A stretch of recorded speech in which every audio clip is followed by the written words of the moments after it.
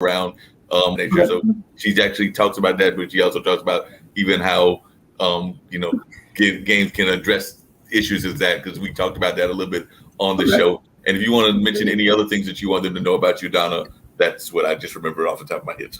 All right. Oh, well, thanks. We'll talk about that after we do the new intro. Sounds good. That'll be something great to dive into. But here's the new intro for everybody.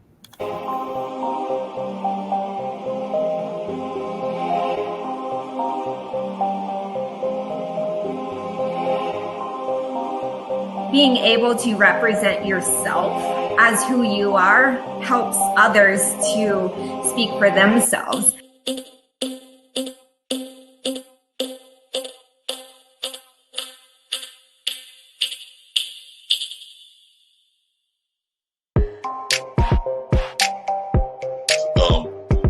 I'll say, as I know right now, the Star Trek and Marvel universe are connected, but there is the multiverse, so you never know.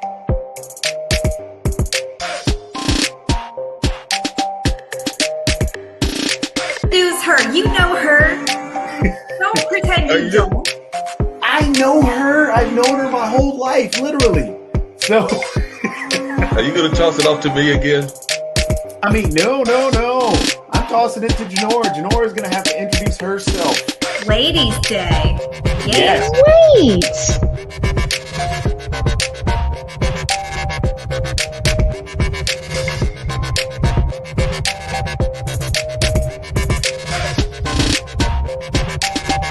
I don't think there's a video game that simulates what it's like to have a family. What? Are you kidding? I get left burned on fire. My mom leaves the stove on. That ain't a family. My house burns down half the time. That's exactly what that's supposed to be.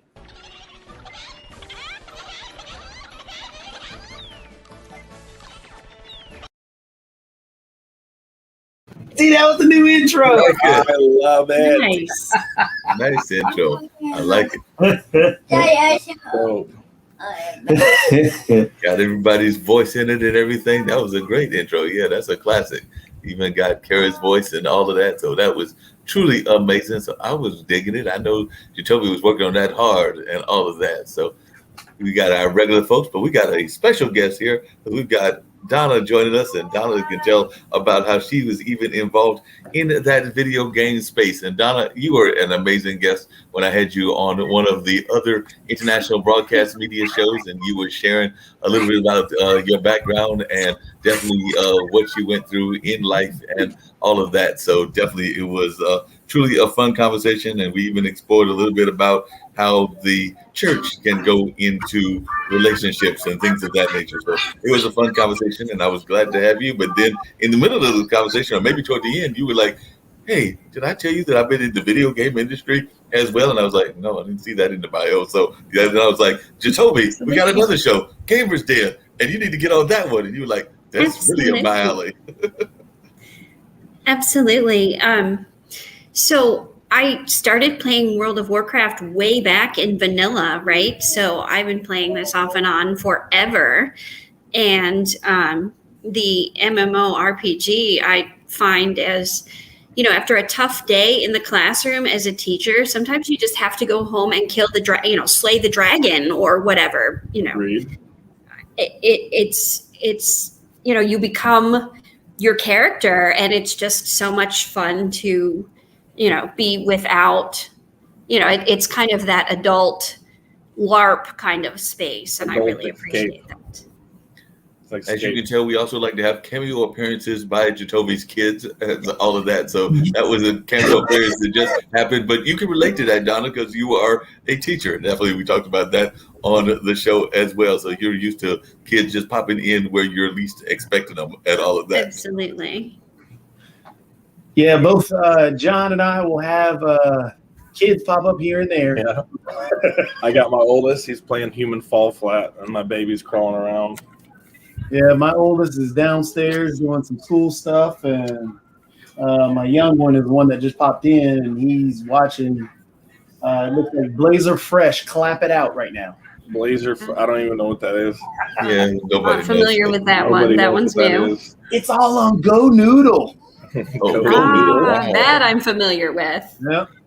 Yep. So, Donna, one of the things that happens is they tease me because, like, I wind up being the researcher / sometimes primary interviewer on Jatovi's show and all of that. But one of the things they tease me about it is that I freely acknowledge that I am not necessarily a video game person, even though John swears up and down he's going to convert me. And by the time that we're done with 3 or 4 seasons, I'm going to have so many video games it's not going to be funny, and I'm going You're going to be a solitaire all the god. time, and I'm going to be solidly addicted and all of that. So that being said, what point in your life did you get into video games? Because, like I said, I'm one of the non-video game players on this show, as well as Kara, who is our health coach, but she's also a life coach. I forget which title she likes to go by and all of that, but she's definitely has some job situations and other things going on, so she's not been on as much lately, but we definitely love it when she comes in and gives us her views. But I'd love to know when you got into games, like whether you were into it as a teen, a preteen, or you discovered it like you just talked about after teaching and you needed to get into it as an adult. So I was raised really old school out in the country in a town where there were more cows than people. And my dad was a firm believer in video games are such a waste of time. You can't learn anything. It's just a waste of time. Oh, yeah. And then my first husband would spend hours just playing different video games and the Star Wars universe and all these things. And I was like, well, he's ignoring me for these video games. I got to figure out what's going on here, right? How do I compete? And obviously I couldn't compete. That's why he's the ex-husband. But I figured if we started gaming together that we would have something in common. But the problem was that he was in the Navy and he would go out to sea in a submarine for 6 months and he couldn't play. And then I got better at it than he did. And that was not a good thing, right? When your wife can beat you, that's not cool anymore. I don't want to play. I don't know. It depends on who you are. I'd be like, ooh, okay. Spank me. Yeah, unfortunately it didn't work that way. But now as a middle school teacher, I actually use games with my students, and we play Classcraft, which is kind of an RPG for the kids to team, and they can, if somebody's acting out, they can either let the kid fall in battle or they can save them, kind of thing. And so it's really, the kids love it, and they're making, so I get to make each assignment into a quest.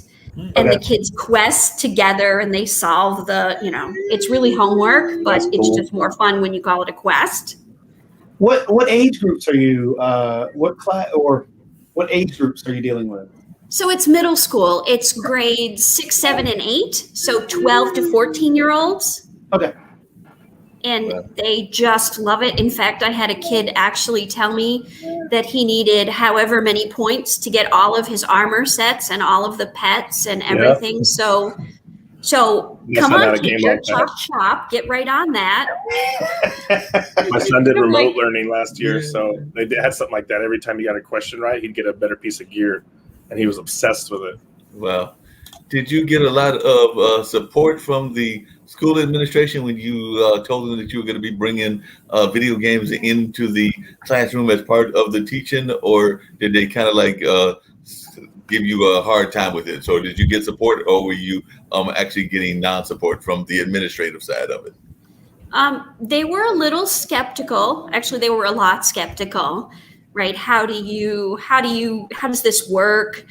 And but then they would come into my classroom and they would see the kids playing and working and building stuff, because I teach technology. So I teach different STEM subjects. Sometimes we're building, sometimes we're programming Lego robots. Sometimes we're just, learning about the computer and internet safety and that kind of stuff. And so it really just goes hand in hand, and the kids, it's so much easier to engage them in a game.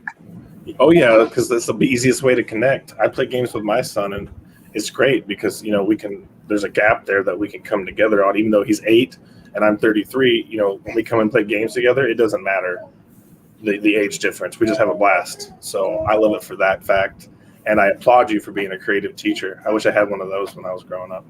Yeah, definitely.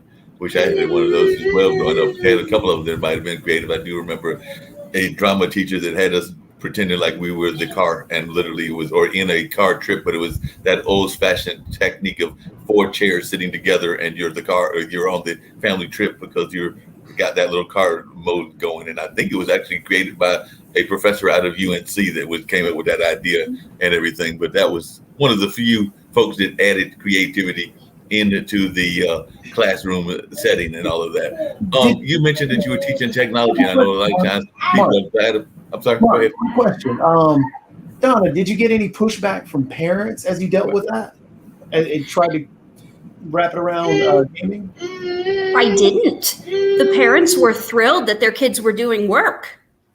And so, so they're looking at their kids' grades going, wow, you did all your work this week, and they really, they didn't really delve too much into the game aspect as much as, look, my kid's getting good grades and they're passing.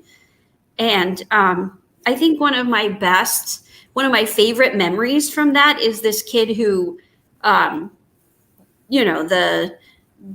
poor kid who, not literally poor, but the child who was just kind of labeled as a troublemaker and lots of office referrals and that kind of stuff. And he was in my class, but his best friend wasn't.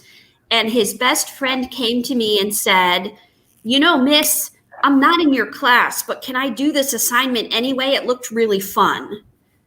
Now, can you imagine this kid who's like failing everything and troublemaker? He's coming to my class during his lunch break to come do an assignment because it looked really fun. Wow. That never Reaching happens. out. That's really cool. Yeah, that is really cool and everything. The thing I was going to ask is, you mentioned about the technology, and I've got friends that are in that STEM/STEAM space and everything. So as a teacher, are you seeing enough of us doing that kind of teaching aspect of even bringing STEM and video games into the classrooms on a regular basis? And do you think we're doing a good enough job of getting particularly you ladies involved, but also minorities involved in that field? So I just wanted your thoughts about that, STEM and STEAM, and whether we're seeing enough participation both with women and minorities. So this last year, one of my colleagues didn't like the position that she was in, so she bumped me to the lowest performing school in the district, which is all minorities and kids that don't speak, that are learning English, new immigrants to the U.S. And some of these kids had such a tough time with not just English, but trying to build things, and they had never experienced any of those things before. And so trying to get them, so games was a good way to kind of bridge that gap. Everybody likes games. Let's try this game today. And even what I thought was simple instructions for programming a Lego robot, just the drag and drop kind of stuff. A couple of girls came to me at their lunchtime and they said, Miss, we really like the robots. We just don't understand what you want us to do. And so there's a real gap in what I thought was simple wasn't simple enough for them. It wasn't that they didn't want to.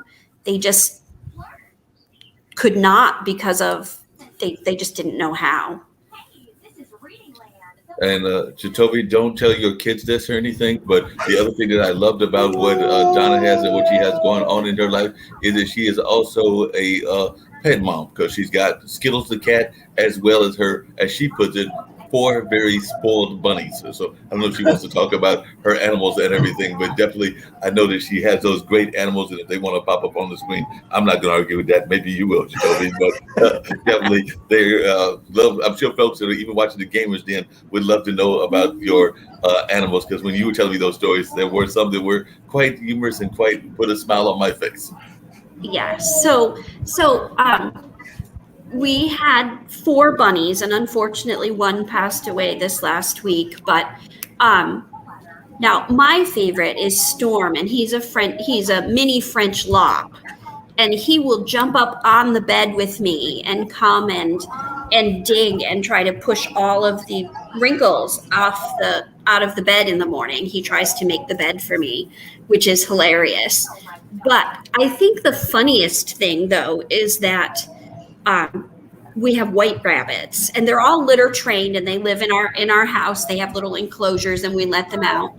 But the funniest is they love cherries, and it reminds me of the rabbit from the Holy Grail, Monty Python and the Holy Grail, The first thing I thought the juices drip down their chins, and the red makes it look like they're carnivorous, and it's so funny to watch.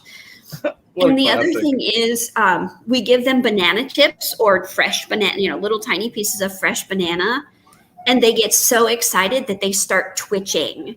Like you can see their backside and their tails just start twitching away. When you away. give a cat catnip almost, like they get super exactly. excited. And it's so funny to watch their little tails twitch because they're so happy for a banana. It's hilarious. And how does the cat get along with the rabbit? So Skittles the cat and Storm are friends. So when I let Storm out in the morning to run around while I'm getting ready, Skittles will come and lay on the floor next to him, and the two of them will just kind of lay there and snuggle. And sometimes Storm will try to groom Skittles' tail, and Skittles will groom his head, which is really funny. And I can't decide if she's taste testing him or if they're actually like friends and keeping up with one another. But they seem to be really good friends. So, it's great, the cross species friendship that they can have. Have the pets ever tried to play or get engaged with your video games? Because I know that sometimes when Jacoby's playing, and I've jumped on his Twitch channel, that I'll sometimes see his kids around, and I know that definitely John's kids will be around, and actually he's got his kids playing video games at the young age that they're at. But have you had any luck with the pets trying to play any video games, or at least being fascinated by the items that are coming across the screen, for lack of a better term? Oh yeah, Skittles loves the keyboard, and I've seen some of those hints where you have a fake keyboard up higher on your desk, so the cat sits on the fake keyboard and you can still use the other one. But yes, there was a very funny Zoom lesson when we were all quarantined at home, and Skittles the cat would come walking across, and of course she had to show her tail side to the camera with all the kids, and the kids thought that was hysterical. So yeah, absolutely. So John, I see your My Hero Academia poster over there. My daughter is really into that right now. Oh, I have tons. He's got like a whole collection. You just need to break out the collection. All Might, Bakugo. I got like 3 different versions of Deku. Back here is Waifu. Okay. We got Araka-chan. She's the one that can do makes gravity. But yeah, we're big fans of anime in this house. Anime was the first thing I fell in love with. Oh my gosh, Jacoby, that's good. Jacoby's got Snapcam working. He's probably got Snapcam working. Oh my gosh. But yeah, we're big anime fans in this house. My Hero happens to be one of our top favorites. It's what me and my wife first fell in love with. So it has a special place in our heart. Like, we pretty much started watching this when we got together and been watching it the whole time. Oh, wow. That's great. So we hosted, it's been 6 years ago now, but we hosted an exchange student from Japan. That's dope. And so she just came to visit us too in Rhode Island last week. She wanted to get out of Japan for the Olympics. She said it was crowded and there was too much traffic and all this kind of stuff. But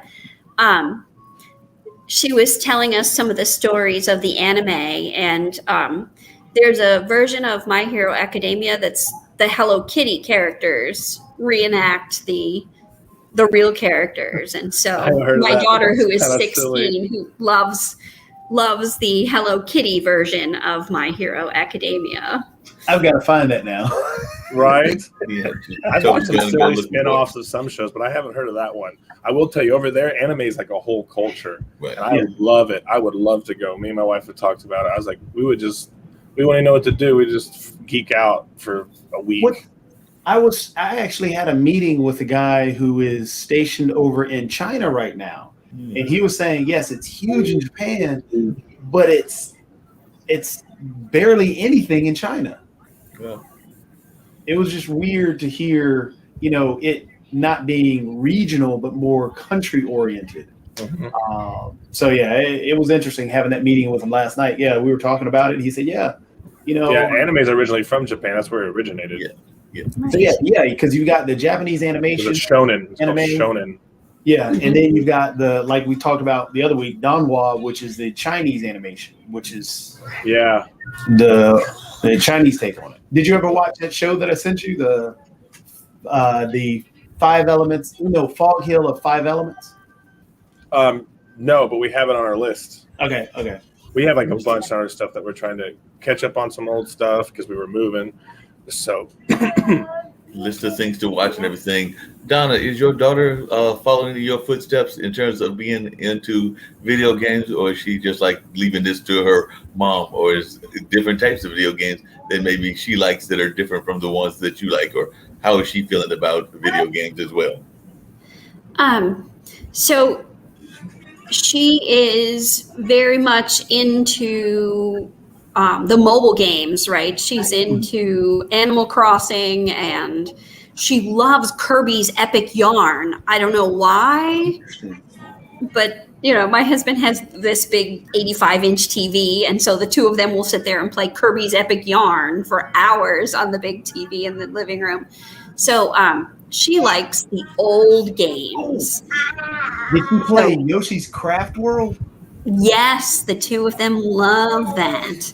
So she and my husband play all of these, and they've been playing Overcooked on PS4. Overcooked 2. I played that with my son. Absolutely. Such a great It's fun. game. I never knew And I to watch cook them, stuff and they laugh at me while I overcook stuff or start the kitchen on fire. And it was funny. tell me I'm fired, and then they take over again. We need cucumbers. We need clean dishes. Where are you at? Things are on fire. I fell off the side. Ah! Chop the onion. Chop the onion. It's kind of fun. It reminds me of Mario Party. Oh yeah. Yes. Yeah. I'm assuming the second husband is better with competition, because it sounds like y'all have a more friendly environment and everything than the Navy husband did with the ex and everything. So it sounds like the second one is more engaged in at least not being afraid when his wife wins. Oh, absolutely. Funny enough, we actually met playing World of Warcraft, and we were on one of those, just the group thing that you click and ta-da, here's your group Dungeon. And it was one of those. And he whispered me and said, you could play better if you changed this, this, and this. And I was like, well, who are you to tell, who are you? And, why are you telling me this? I'm a pro. And, come to find out, he really was a pro, and he had written like some of the guides on, some of the World of Warcraft websites. And I didn't know that. I'm like, why are you inspecting me? And rude. So then so we talked for a while, and we laughed, and we traded stories about horrible dates that we had been on, because, after I got divorced, people thought, oh, well, she obviously needs to get married again. And this one guy, I went to dinner with him, and he texted me from the bathroom to tell me he was having a good time. And I'm like, ew. Like, go do your business and come back.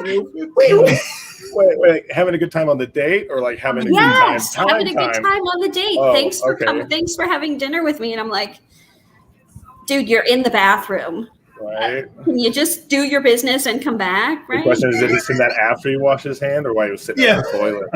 You We know, don't know. that was one of those I didn't want to know, honestly. Just don't tell me Man that. did not want to know that, John. Just John wanted to know that.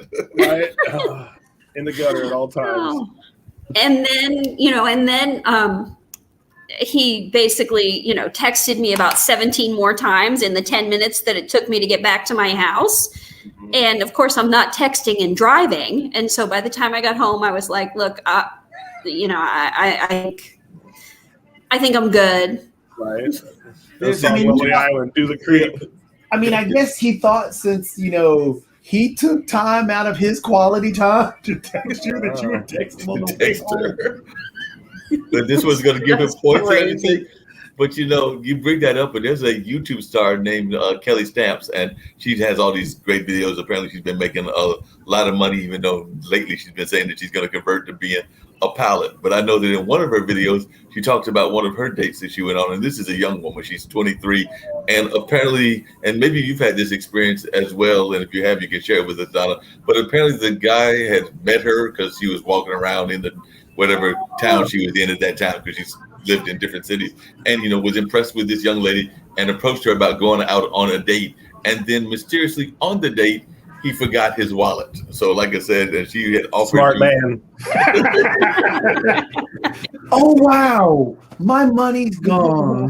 You're going to have to feed me. Yeah. Oh, so sad. Well, and then there was a whole rest of the story because apparently, they got to a conversation about Venmo and PayPal, and he apparently did Venmo her after the date had ended and they had both gone back to their respective homes, and Venmoed her like $40, and I think the date had cost like 20 or 25, so it was actually relatively inexpensive date. I can't even think what restaurant they would have gone to. Maybe McDonald's, who knows? But like I said, they had gone on the date and he Venmoed her more than the date actually was. And then apparently he got mad because he was trying to get a second date, and she was already upset that he had lost his wallet. So that didn't go that well from the way the description went on the story. So I was just wondering, when you were in that date space, not the married space that you're in now, did you have those people that tried to pull the "I don't have any money on me" trick? No, it wasn't that one. It was, oh, well, I paid for your dinner, so where do you want to have sex? And I was like, no. Sounds like a bunch of losers. Thanks, but I'm headed this way and glad I brought my own car kind of thing. Yeah. But a funny story is so you always meet these people in a public place, right? You don't meet them any place that's not safe. So my friend fixed me up with this guy, and I was there before him. I didn't see what kind of car he drove up in or whatever. And we were talking, and I thought we were getting along pretty well, having conversations about all kinds of different things. And he looked at me and goes, well, my butt hurts, so we probably need to eat and then get out of here. And I was like, excuse me? Wow, he's so smooth. Damn. Like, What a wow. slayer. Oh, no. It's like, ooh, I got to stretch. My butt hurts. My butt hurts, so we need to eat. My Get butt out of here. hurts. Can we get out of here? What? We've been sitting here for 30 minutes talking. Now your butt hurts. We can get out. Yeah, no. You could go straight I'm to like, Walmart yeah, and bottom a pillow. my drink is gone. We can go now. Thanks for that. Right. You want to ride in my Corvette? No. That's No, I don't okay. want to sit in your Corvette. It might give me hemorrhoids too. I don't want to sit that low to the ground. I'm good. Yeah, that's much too low to the ground. I'm good. No. What kind of humorous, and one of the things I love about you, Don, is you have a great sense of humor and everything. But what kind of stories have you had from the classroom? Because I know that teachers also have fun, and I know that definitely, Jacoby's sister, who you saw in the video, is actually out of the world of acting, and he's got some others that are in the world of medicine. But he definitely has some folks that have been involved in arts and also the education space. And I have definitely had educators in my life, and I think Don as well. So what are some of the humorous stories that you've had from the world of education? So my very first year of teaching, this parent came to me and she, it was open house, meet the teacher. And I was the new teacher. So everyone wanted to meet me because, it was a small town and Right. I was new. So I felt like here I am on display kind of thing. And this woman came in and she's like, my son has a glass eye. Excuse me? No, my son has a glass eye and, sometimes he needs to take care of that. No problem. Blanket pass to the nurse whenever he needs to go. Well, there was one day that I was teaching, technology, internet safety, and he actually popped it out in the middle of class and went, my eye is really cool. You want to see it? No, I don't want to see it. No. Like, can you take that to the nurse, please, and go fix that? Because nobody wants to see that. Was it wet? I didn't even want to know. I really just was like, no. And then the other thing that happened, now first year teachers, no one tells you the first year of your job, the things that nobody tells you about, right? So here's this kid and he's got his hand in his mouth and I'm like, you need to stop that. It's, it's dirty, it's whatever. And he's wiggling his tooth and I hear this oops and I see this white thing go flying across the room, bounce a couple of times, and his tooth landed under the chalkboard. And I was like,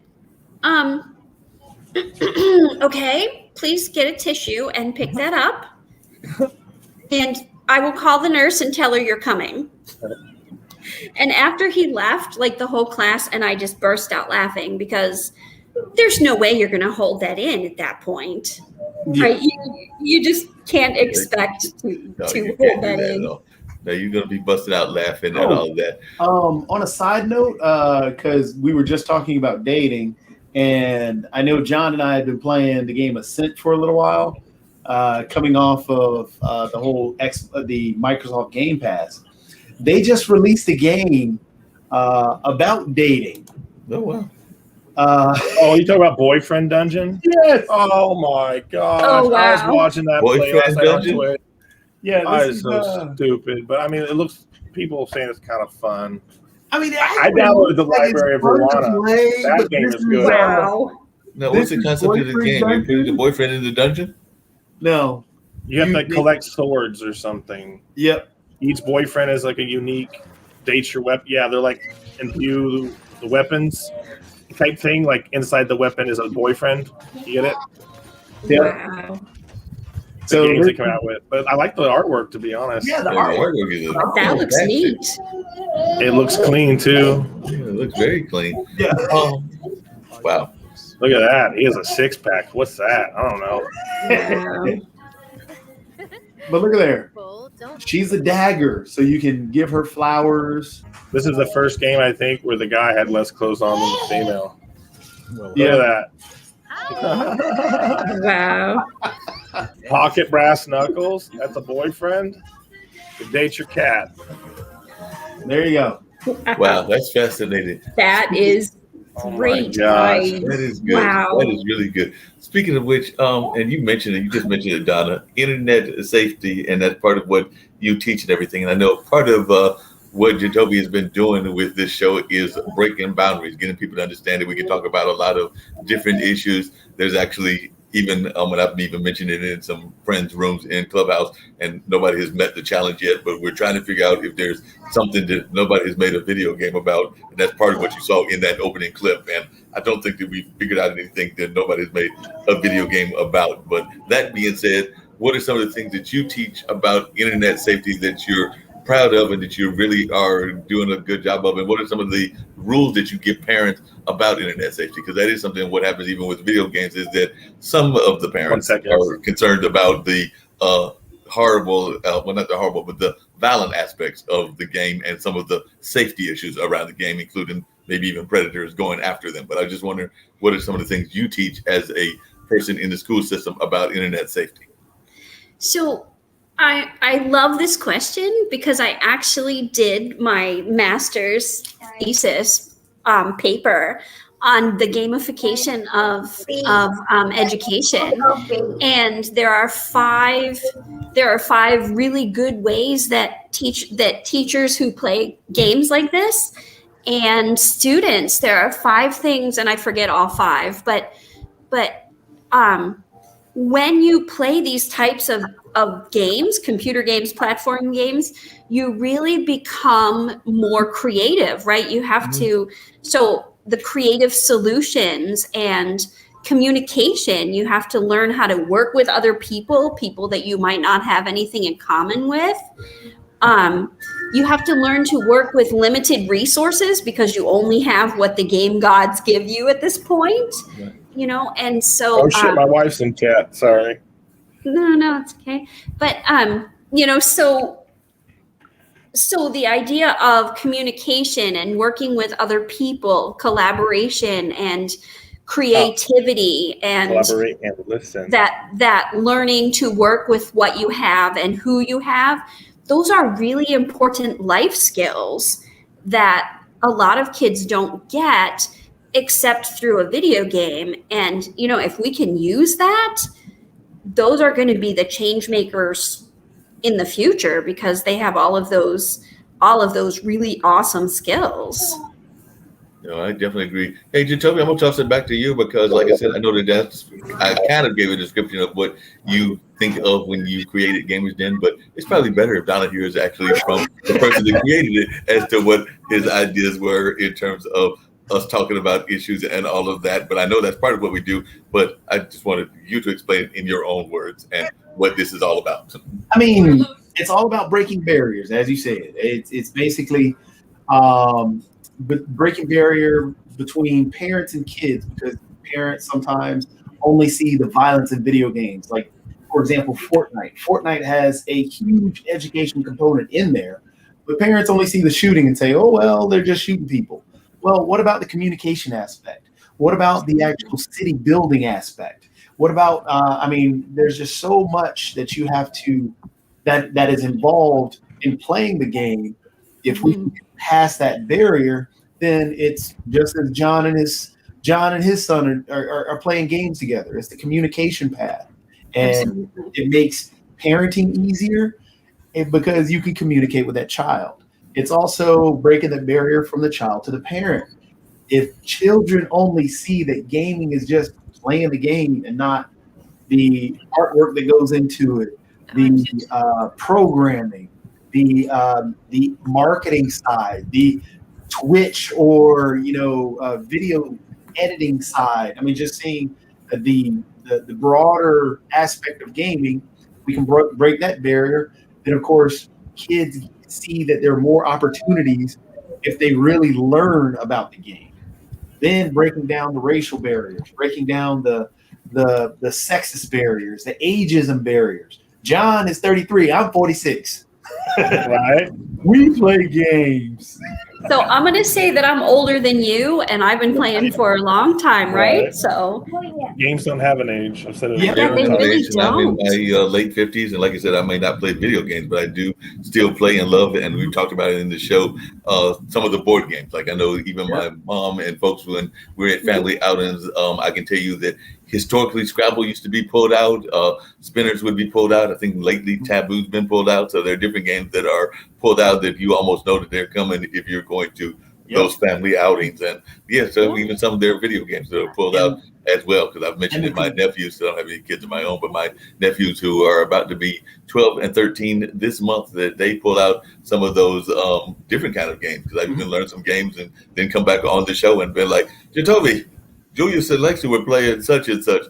What the heck was that game, and what's the old real rules and things behind the game? And Jacoby would break it down to me and tell me what it's all about. And within those communities, like for example, within the Rocket League community, John and I can tell you that pops up in that top corner, and you can say on World of Warcraft and even on League of Legends and all of them, you can see in the chat where the ageism, the sexism, the everything, it's everywhere, and it becomes so toxic. So breaking down those barriers and trying to get people to understand, hey, look, we can we can all play games. You may be better than I am, and I understand that. But we're just here to have fun. I'm not trying to make the $1 million. So trying to knock down those barriers and do that. That's what the whole Gamers Den is about. So yeah. And speaking of Gamers Den, and speaking of Gamers Den and everything, one of the things that's been coming up, and I love to hear Donna's thoughts about this because this is something that she teaches, but we've got more and more people that are talking about how even in the creation of the video games, they're being made by AI and things along those lines. So I think that Elon Musk has had a company that's out there so that he's actually put out this thing where they've created a whole video game and it's all being done by the AI. So what you're seeing on that screen, and if Jacoby wants to bring it up and I'll hit play on this side, then we can definitely make that happen. But it talks about like the way that the video games are created and this AI thing and how they're doing it with open AI contact. So definitely I think folks might be fascinated because I know when I was watching, I was like, wow, that's deep. Let's check this out.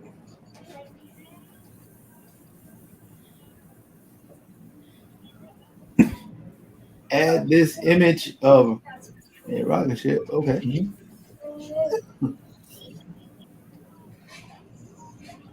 Oh. Wow. The robot's doing this? AI is? Yep. So are the individuals typing this in and hitting enter and having the AI actually? The AI is doing it all on its own. So it's writing HTML code is essentially what it's doing. Because that's what that is. By every website and stuff, there's millions of lines of numbers and code. Like a computer could, if a computer could calculate it, it'd be real fast.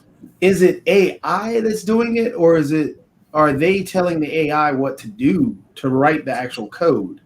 The way it was just demonstrated on the that particular website and everything it was literally the AI doing it on its own after it had been given the information. I'm sure it was fed the information, but after it was fed the information, then it was creating the game itself. And this is like one of those, it almost reminded me of an early version of Pong, the way that what the game eventually becomes. So what it looks like, I mean, because what they're typing down at the bottom looks like the information, the generic information that they're typing in. But it's similar. It, to me, feels similar to how if you take, and you could do this for years, where you take a Word document and hit save it as an HTML code, and that Word document is actually converted into the code of HTML, and you can actually place it on stuff. That's what it looks like it's similar to, because as they're typing the information down at the bottom, like when the rocket is clicked, temporarily displays some text saying fire and thrusters. Then once they hit enter, then it looks like, the code is taking that information, or the AI is taking that information and converting what they're saying or all the data points into the code. Yeah, and I think that's what we're seeing off to the right-hand side, at least on the right-hand side of my computer and everything, that's the text and the code that's going in along with what they're writing. So that interesting. And when it becomes the rocket, because this is where the asteroid gets placed in as well. And they grabbed the image from a Newsweek article. I found that fascinating too, that they grabbed the image literally from like the text of a Newsweek article. So, and then put down what the size was going to be. I mean, it's cool. Let me see. Let me show you this. This is kind of where it feels like, like I said, where they're typing in the generic information, it's grabbing the data points and then typing the code. It's similar to how, Microsoft Word converted, or the other, converting a document into a HTML coding. That's what it seems like a little bit. You don't have to play the whole thing, or I can actually stop on this side. But Yes. definitely, that just gives the idea, because I know eventually they put like a point limitation on it, and that's when the game stops. So after, I think it was 250 or something like that. But literally, they give certain rules of what will happen in the game that the computer is doing as well. So I guess the question I had for both Donna and even you, Jacoby, is, because I know you're a creator as well as doing the tournaments, because you do tournaments also, is that you have any fear? And I think John also does some tournaments as well of this kind of like taking over the human aspect, because we do hear people worrying about that just in general. So are you worried that at some point we won't have the need, if AI gets too developed, for there to be any human element? And like I said, I have my theories. We ever seen the Terminator? Gotta be careful. But I don't know.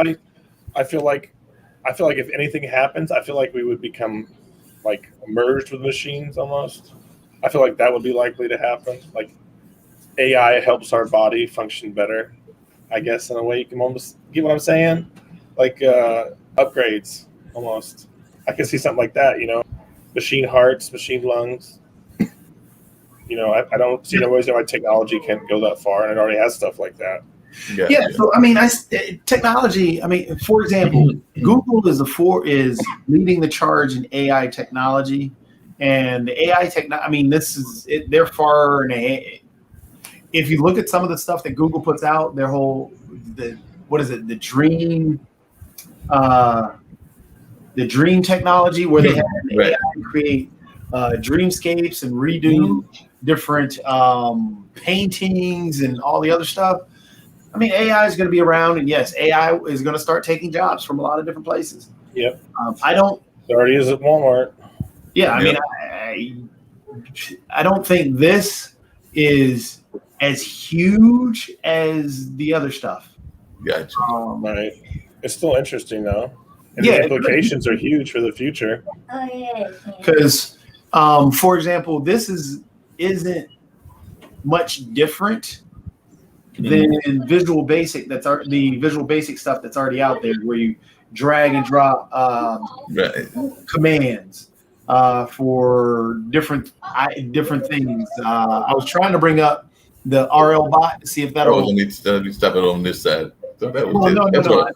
I have it up. It's running slow. Gotcha. Let me see if I can close this.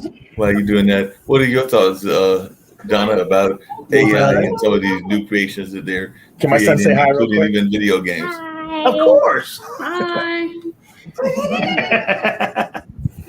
No, I think that something like that would be great. And, honestly, I think that would take out some of the fear of coding for the students that I teach.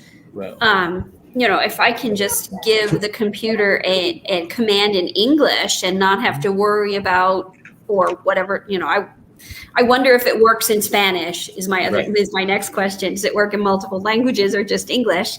But if I can give it a command, then that in plain English, then that would take some of the barriers to programming away for a lot of kids. And that's a great thing.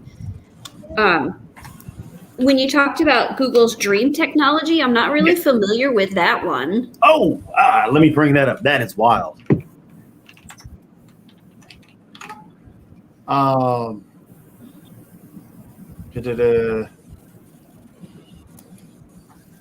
This is the Google Dream. Donna, have you ever visited Kansas? Oh, there he is. But that's where, Donna, yes, that's where John is. So I was wondering if you've ever visited Kansas yourself. Not just driving through. I've never been You're not missing much. Let me see if I can pull it up again. Come on, y'all got the Kansas City Royals and the Chiefs.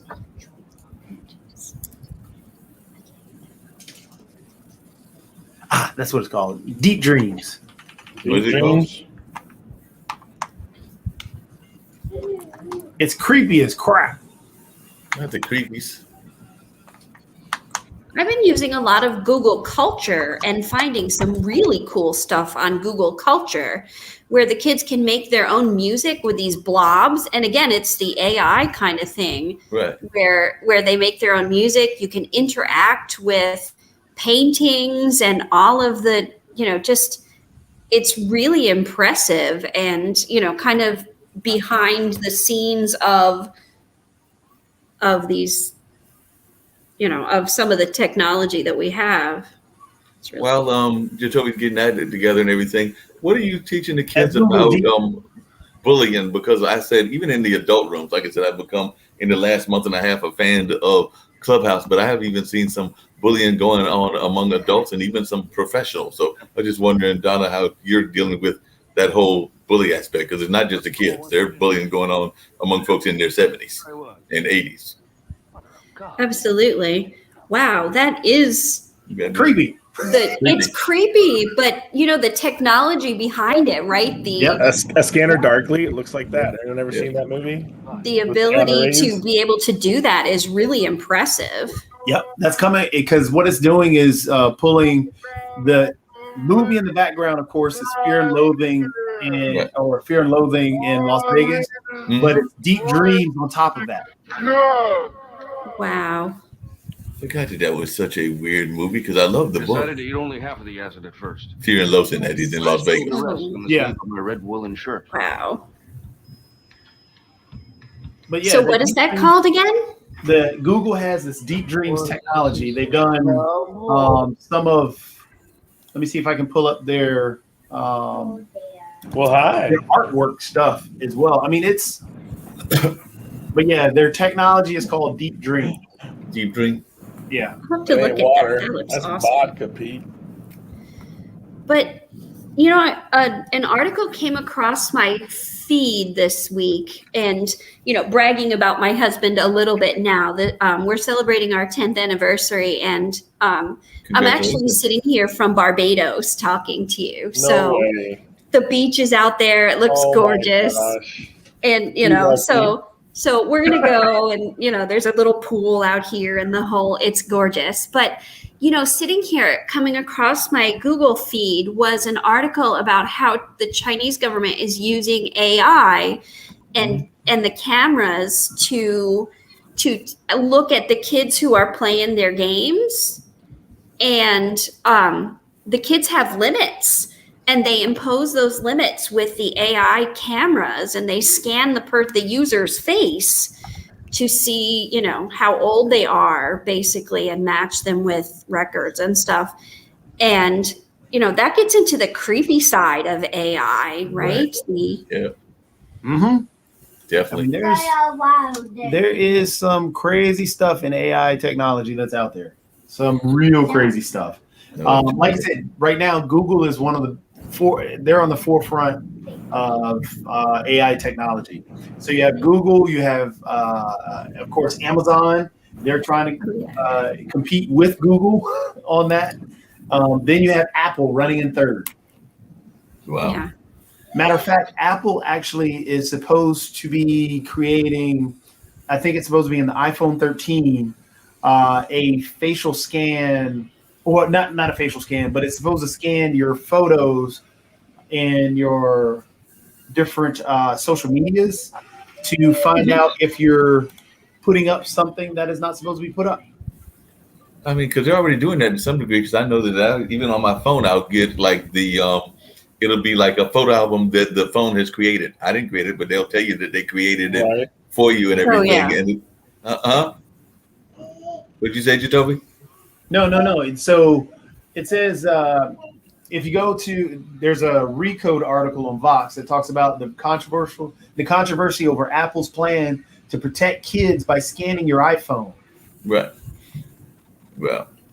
So Apple, the company, proudly touted its user privacy bona fide in its recent iOS 15 preview. Recently introduced a feature that seems to run counter to its privacy-first ethos: the ability to scan iPhone photos and alert the authorities if any of them contain child sexual abuse material. Twitch just said Facebook is run by AI. I mean, Zuck seems like a robot Facebook, already. Because the algorithms is pretty much what runs Right, Facebook. yeah. That's pretty What much I tell the kids when they bring their phones to my classroom and they're like, "Miss, what's the Wi-Fi password for the school?" And I'm like, "You don't want to do that." Yep. Yeah, I do. No, you don't. Because if you put it on the school's network, then the school is, then you have given the school permission to monitor your whatever's on your device, and they're like, never mind, and they'll pull it back and put it in their pocket. Like, never mind. Yeah, including what you might have done, what they might have done at their home. Because, Absolutely. like I said, I've seen where I don't know how long I've been getting it. I know that I've paid attention probably in the last several months where they'll be like, what I just described.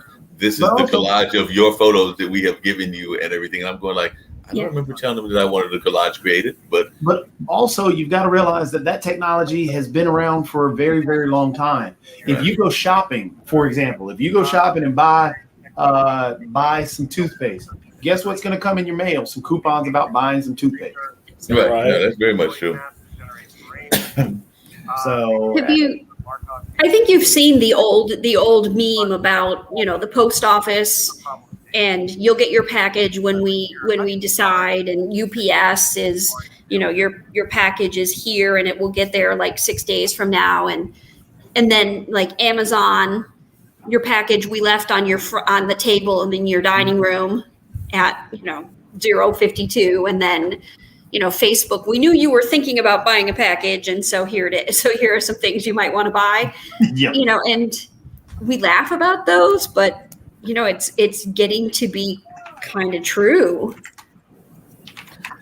I mean, speaking of which, and I know it's one of your favorite issues, Jacoby, is the misrepresentation of the video industry sometimes by the press and everything. And it's not just here in the United States, because there was a recent article that just came out that said that the Telegraph, which is a paper over there in the England and everything, was really catching some flack because they were criticized for writing an article that said that gaming could be the next global pandemic. So it was after the Chinese folks had said what they said about video games and it being like the opium or the electronic drugs and things of that nature. So they had a recent Telegraph article saying spiritual opium, could gaming addiction ruin a generation, which warned that classroom iPads and online textbooks are normalizing the use of screens in ways that are potentially harmful to teenage brains and all of that. So they got some serious pushback from society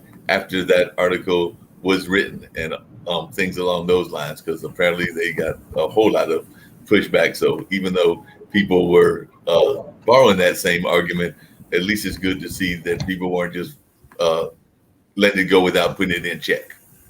Yeah, I mean, gaming is an easy scapegoat, and it's a lot of people. Oh yeah, something goes wrong. Hey, did they play games? It's an easy scapegoat because a lot of times, and that goes back to why this show is here, about breaking down barriers and going into the education side, making people understand. Like Donna's doing phenomenal work in schools because the kids are learning based on the games. Right. That's the world we're living in. Stimulating their brain more than just reading. They I used to love fall it. asleep in class all the time. And just like John always talks about, anything in excess can be dangerous. You can drink too much water and die. Right.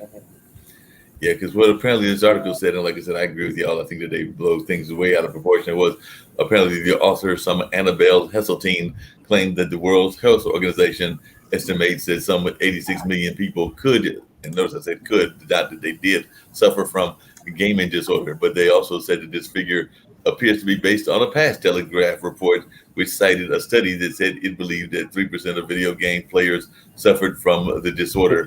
In 2021, it was estimated that 2.9 billion people played video games. So 2.9 billion people are playing video games of one sort or another around the world. So that's pretty much a sizable and a very sizable population around. But apparently they're also pushing for an online safety bill in that part of the world. So I don't know what y'all's thoughts are about some of these bills that are out there that are trying to push like some code of conduct or online safety. And I think there are even pushes around that in the United States. And I'm sure it's the United States, Canada, and other parts in the world.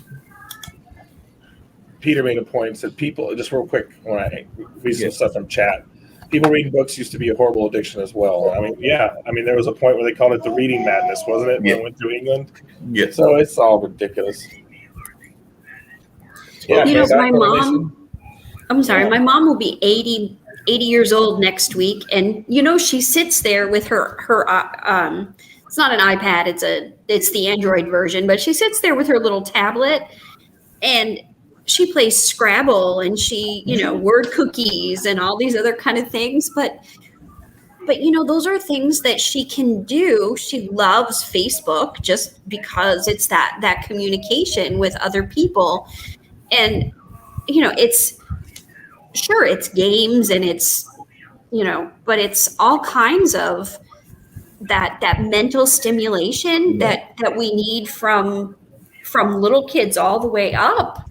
And so good for her that she plays word cookies and Scrabble and all that kind of stuff with her friends. Mm-hmm. Yep. Hey, Toby and I had actually asked it earlier, but I didn't hear the people's thoughts, including Donna's. But how do you handle the bully aspect when that goes on? Because, like I said, I've even seen it in what I call social media rooms, whether that's Clubhouse, whether that's Discord, whether that's whatever. So, how do you handle those situations? And then I'd love to hear from Donna how she teaches people about those kind of situations as well and coping with those. Because, like I said, I've been in rooms where I've literally seen 80 and 85-year-olds bullying at each other as well as the kids. So it has no age range. But I'd just love to hear your thoughts as to how you teach people about it and to what you do to discourage it.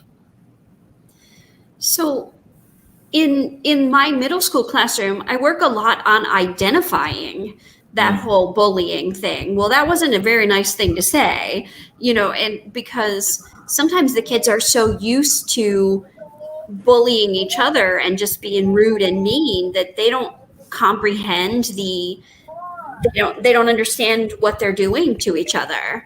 And so I'll say, well, that was rude. Do you want to try to say that, can you try to say that differently, or how can you make that less hurtful? Man, your program sucked. Well, okay, it did, but you can go back and rewrite it and make it better. And so I work a lot with identifying, hey, that wasn't, you could say that differently, or, it's not your turn, or just identifying those bullying behaviors because they're so used to seeing it that, they just get almost not really immune, but it becomes natural to them. And so identifying is really important. And then learning to stick up for your team, back to that collaboration piece. Hey, that's my team, that's my healer, that's my guardian, that's my whatever. And so that gives them that sense of community and collaboration that helps prevent some of that too. That makes a lot of sense. By the way, me and Jacoby and John are jealous you're in Barbados and you didn't send us a ticket. And I had you on my show before. You did not send me a ticket, and you didn't send me 3 so that I could actually send one to John in Kansas and one to Jacoby, who's also here in Durham. Of course, you might have had to send a whole bunch of them, like a group of about 10, since they've got family. I don't have family, but you could have sent those tickets, and we would have gladly gone. Right, Jacoby? Yeah. Free ticket, nice place to stay, of course. Oh, absolutely. It's gorgeous. So what are you doing? And John's like, of course I'd be there. There's no problem at all. I'd be there in a minute. So let me see if I can give you a view of the ocean. So let me just Please. stop my camera for a minute, and then let me see if it's too bright out there that, I will blind everybody, but let me see. All right, we would love that. A view of the ocean from Barbados. Ooh. Hey, John, did you want to try the ascent? Yeah, absolutely. Let's see if it's going to work. So we're going to try again. Take 2. Oh, sorry, that was loud. That's all The right. doors are squeaky. Oh, I thought that was a bird.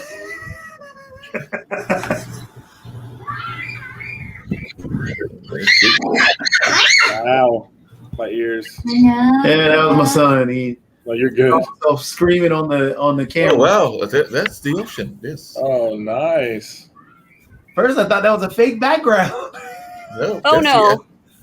Wow. That Oh, is you got the pretty. pool where it comes off the side. Yeah. Oh, my goodness. Yeah, was see, that's nice. no fair. That's no fair. Yeah, that's not fair at all.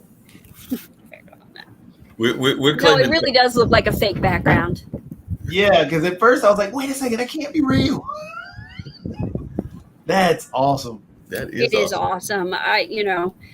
Going from where I was living in hiding and, even being stalked in the video games that I played, right? In the online world, I was being stalked. And so, going from that to being so successful, and I'm actually here, we're celebrating our 10th anniversary, and I'm here for a book interview. So a little business, a little pleasure. A book interview? What kind of A book? book interview. So Tell about the book. It's awesome. So the book is called I'll Pray for You, and it came from my personal experience. My first husband was abusive, and when I went to my church, they said, well, we can't help you, but be warmed and filled. We'll pray for you, and good luck. And so that's the name of the book, is called I'll Pray for You, and it's been out for about 6 months now. So combining a little business with pleasure. It's gorgeous here. And John, I think we've talked about that before on the show, but you probably can relate to that. Part of what she went through was kind of how, and I think I had shown a art display that my dad did about that, but how sometimes we give people platitudes when they're in the middle of crisis, and we don't necessarily do a good job of actually helping them out of those crises. And sometimes it can come from our institutions, including the church and the school. So I'm sure that even in your own life, you've seen that as well, where people don't necessarily support people that are going through situations, whatever those situations may be, including in the church environment. Because sometimes our folks give a good idea of what the principles are, but they don't necessarily live by them. I'll just put it that way. Right? Yeah. Oh, yeah. But Chris, I used to say, live your life, be a good person, and I don't know. I think I don't know. That's a big subject to open a can of worms, but. I sent you an invite, by the way, to Toby. But yeah, I mean, it could be anybody. It could be a group of people. It could be a club. Anyone can let you down. Yeah. Toby, I had the pleasure of interviewing her, so I know Donna's kind of thoughts about it, but I'd love to hear your thoughts about how sometimes our institutions don't always support people when they're going through crisis, whether that's divorce or whether that's abusive relationships or whatever. But I know that you've definitely got family members that have been in different environments, and some of them very supportive of those situations, but that's not always the case of all institutions. So I'd just love to hear your thoughts when you hear people like Donna that don't get the support from their homes of faith or their support community. I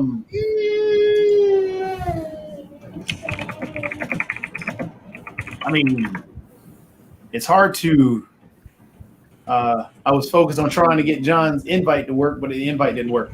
But in terms of not getting that support, I'm always a person about building bridges and trying to grow and so on and so forth. So if somebody's not getting support, then I try and support them as much as I can. You sent me one, Jacoby. Sorry. Yeah. So it's, I mean, it hurts to hear when somebody's not getting support. Hence the reason why I try and jump in and support them as much as possible, because we all run into positions where positions in our lives where we feel alone, and I don't want anybody to ever feel like they are alone. So, I mean, I love what you said in chat, Donna, and I think that that's a good point, and I'd love to hear you elaborate on that, because you heard Jacoby talk about building bridges, and you just mentioned how that's an important part. So I'd love for you to elaborate on that and even how it helped you, because I am a bridge builder as well.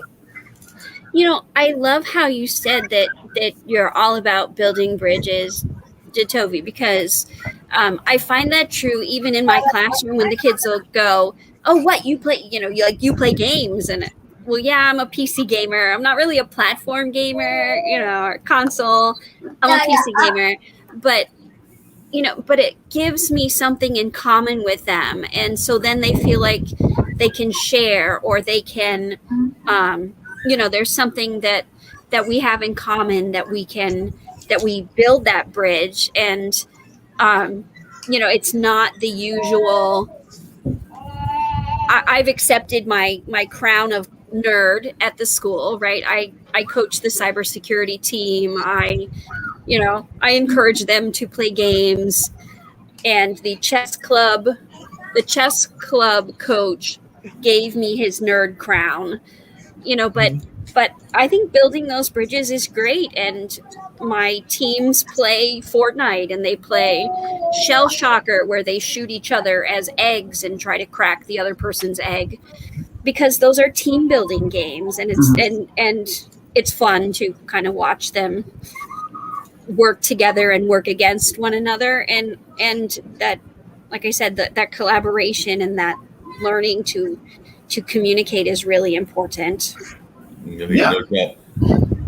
Hey, Jacoby, that actually made me think of another question. Are they, as we have our contest going, and it's not really a contest, but just a thought going, are there any video games that are out there in, say, I know there are in the medical field, like physical medicine, like doctors and all of that, but are there any video games in what I call the therapy and wellness space? People that might be going through abuse, whether that's not so much abuse, but like alcohol kind of situations, like the NA kind of situations, or even those kind of situations around divorce, because I can't think of any video games that are like fitting in that. I mean, I know there's TV shows like Divorce Court, but I can't think of any video games that specifically help people that are going through whatever these situations may be, whether it's around divorce, whether it's around alcohol, whether it's around a number of other things. It can be things that you might actually deal with your therapist with. So are you talking about a game that helps you through this situation, or right, exactly, has that as a topic? Jacoby, have you updated the game? Either as a topic or that help you through it. So there are tons of video games that have a therapeutic a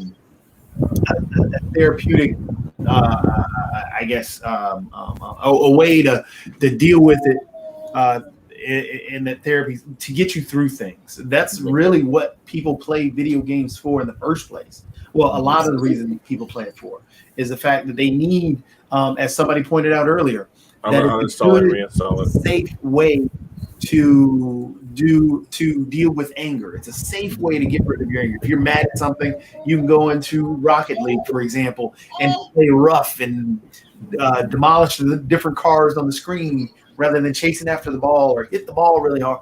It's a good, safe outlet for people to deal with frustrations and just a whole bunch of life things. It gets you away from stuff. In terms of a direct, as a direct context for the video game, there's a game, I showed you the game before, the game called Detroit. There are tons of games that have it, but Detroit comes to mind quickly because it's such about life dilemmas. Where in Detroit, you saw where it was a hostage situation, and you had to talk the AI off of, instead of killing the child that it's supposed to protect, but it's becoming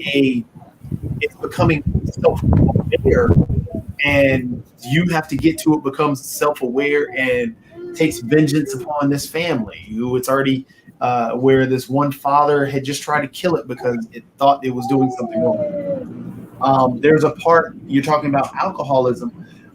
There's a part in that game where you have to literally decide if you're going to step in and assist a child who's being abused by a single father who is an alcoholic. So it is something that is within video games. That's why I tell you, if there is something in video game, or if there's anything that's going on in reality, it's in a video game. I mean, video games are no different, or yes, they're different, but video games, technically speaking, are no different than books. There's a book about everything. It's no different than movies. There's a movie about everything. No different than music. There's a song about everything. So, that makes a lot of sense. So absolutely. And I know that you mentioned the website that you do the class, so folks can go check that out and everything. So I don't know if Jacoby wants to grab it, since he's got that ability to grab it and put it out there. If folks want to look at the website that she uses for the teaching, but I do see that it's in the chat, so we can do a copy and paste and put it out there in case folks want to use that in their own classrooms and all of that. So I think that he may have done that now. So we'll go see that. Of course, he was on top of things. So if folks want to see it and learn about doing classroom work, they can definitely do that and everything. Speaking of that, Donna, I'm going to tell you that psychologically, there's ways that you have things happen psychologically. So you're sitting there now on your deck in Barbados, and I can tell you that already I'm like hearing the ocean waves in my mind and everything, because you are giving us that kind of like, what do they call it? That almost like psychic imprint that you get when you start seeing things and everything. So it's like, I will not be surprised if I don't start getting that salt water kind of feeling that sometimes you have when you're there and everything, just because you've kind of implanted that in my mind because I'm seeing that beautiful ocean behind you. You know, you say that, but I was really disappointed that Google discontinued their expeditions. Oh yeah. The you could, you know, the cardboard, and the kids would put their phones inside, and you could take them everywhere, from the moon to Mars to all the different places. And that one got discontinued in favor of this arts and culture thing. And not that arts and culture is bad, but, you know, I'm really missing that interactive piece of, you know, letting the kids walk in, you know, like they're walking on the moon, or, you know, walking into the video game. And so, I'm kind of looking for something like that that's going to put them into a place in a game world. So not quite sure where I'm going to find that yet. You've come to the right place. So what exactly, awesome. Where would you like to put them? Where would you like to put the students? You want to put them on the moon? You want to put them in on the ocean where you are? Where would you like to place them is what Jadobi's asking. Let's see. Where could we place them? For example, would you like to put them on a boat where they just sail around? Ooh, that would be awesome. Yeah, absolutely. Yeah, game called Pancake Sailor. See, John, this is why I go through those free games. Yeah, you crazy. That's all you, buddy. And this is all you do. You just sail around. That's awesome. Just to get them started with, you know, like the 8th graders are supposed to be studying coding and robotics. But if you're not familiar with any of these things, then it's really hard to know what you want to do or what, you know, where to start. So this would be great. Hey, Jacoby, why don't you place them on the moon for a second, since that's another one she mentioned, and if you've got a moon one as well. I know you've got that great one about underwater. I love that game that you always bring up about underwater. So underwater is cool too.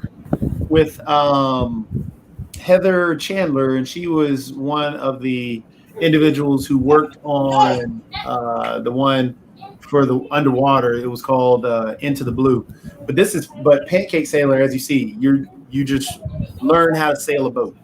It teaches you all about it. But yeah, it's actually a lot of fun. Well, it's very peaceful. Yeah, you can look around. Peaceful. Reminds me of Barbados, you know. We'll talk. So yeah, you can do relaxing sailing or whatever else you want to do with this. They do have races. Oh, that's cool. Come back to the menu, but yeah, it tells you all the controls, the positions of the camera, so you can look at the camera however you want to. The sail, you can lower and raise the sails, and your steering. That's great. I'm definitely going to use that. That'll be fun. And it's a free game. Oh, that's even better. Much better. There is a game called, well, no, you wouldn't want to put the kids in that. Let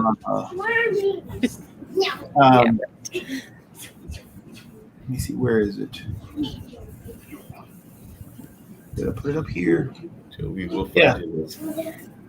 So Into the Blue was fascinating, by the way, because where did they go down to about, I forget how far down in the ocean, but they went pretty far down in the ocean into that one that Heather was part of the creation team of. Yeah, so there's Beyond Blue that's more realistic. Then there's Abzu, which is a fake one. Well, which is more artistic. Okay. It's not. I mean, they have real creatures, but they're not You real. mean gummies? Not gummies. This one you might like. This Okay. is you're basically on a spaceship trying to figure out where everybody went. It's creepy, it's very spooky, but it's very cool in terms of just watching. Oh, okay. So you have to think it's like Aliens, where but the Oh. thing is you don't see anything. You just walk around and it's creepy. I haven't found actually anything yet, but it's just very, very spooky. The setting is cool. That is cool. Wow. Yeah, And you the know kids would something- love that. Yeah, you know something is going to happen, but you don't know what's going to happen. Just something. We don't know what. Yep. That's great. And you got to take pictures. Yeah, you put that back. So you're collecting stuff, and Yeah. yeah, the kids would love this. This is going to be great. Hey Donna, just out of curiosity, because you said everybody in the family is a gamer of one sort or another. How much time do you think that the family actually spends with that game space, or do y'all like? How do you do the balance between the video games and the rest of your life? I guess is what I'm asking. In addition to the duties of being a teacher. So I'm learning to put limits on, work has these hours and then games have these hours, right? So we have a Saturday night movie, and so it's a Saturday night movie and game night. So we play games, or we console games, or we play all kinds of, movies, or so Saturday night is kind of our family night to do that. And then other nights if we want, but mostly, spending Saturday family day and that kind of thing. So Gotcha. Is there are these old movies, or is there like a favorite type of movies that you and your husband and daughter get into, or does it like vary in the movie collection? it varies a lot. But we've been watching a lot of 80s movies. Oh, cool. Like what 80s movies? I actually showed them an image of a very bad 70s movie. What was that? About 2 or 3 weeks ago that definitely John enjoyed because we dug up the video clip of Ben and the Mouse or the Rat. So That was funny. It's the Michael Jackson Rat movie. What did they watch recently? I'm trying to remember. 80s classics. We've decided that at 16, 17, that Caddyshack might be on the list. Okay. We watched like E.T. and the Gremlins, and the Breakfast Club. Ferris Bueller's Day Off is one of her favorites. Great movie.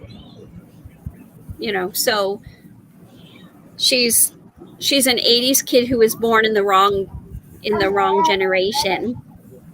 She's got that old soul thing going on. I remember that when I was in my teens and 20s, that's what they told me I had going on. I just thought that I liked older things, but they said that no, I was just an old soul. And then I guess as I got older, I was naturally an old soul. But at the time of then, they were calling it an old soul. So it sounds like she's got that old soul kind of environment going on. Jacoby or John, you got any 80s movies that you were recommending other than the ones that she mentioned that they might want to look at as they're going to have a movie night when they get back from Barbados, which we're all jealous of? And I'm going to keep mentioning that. I'm even going to send her an email later just because we need to get the tickets and all of that. So definitely, do you have any movies you want to recommend?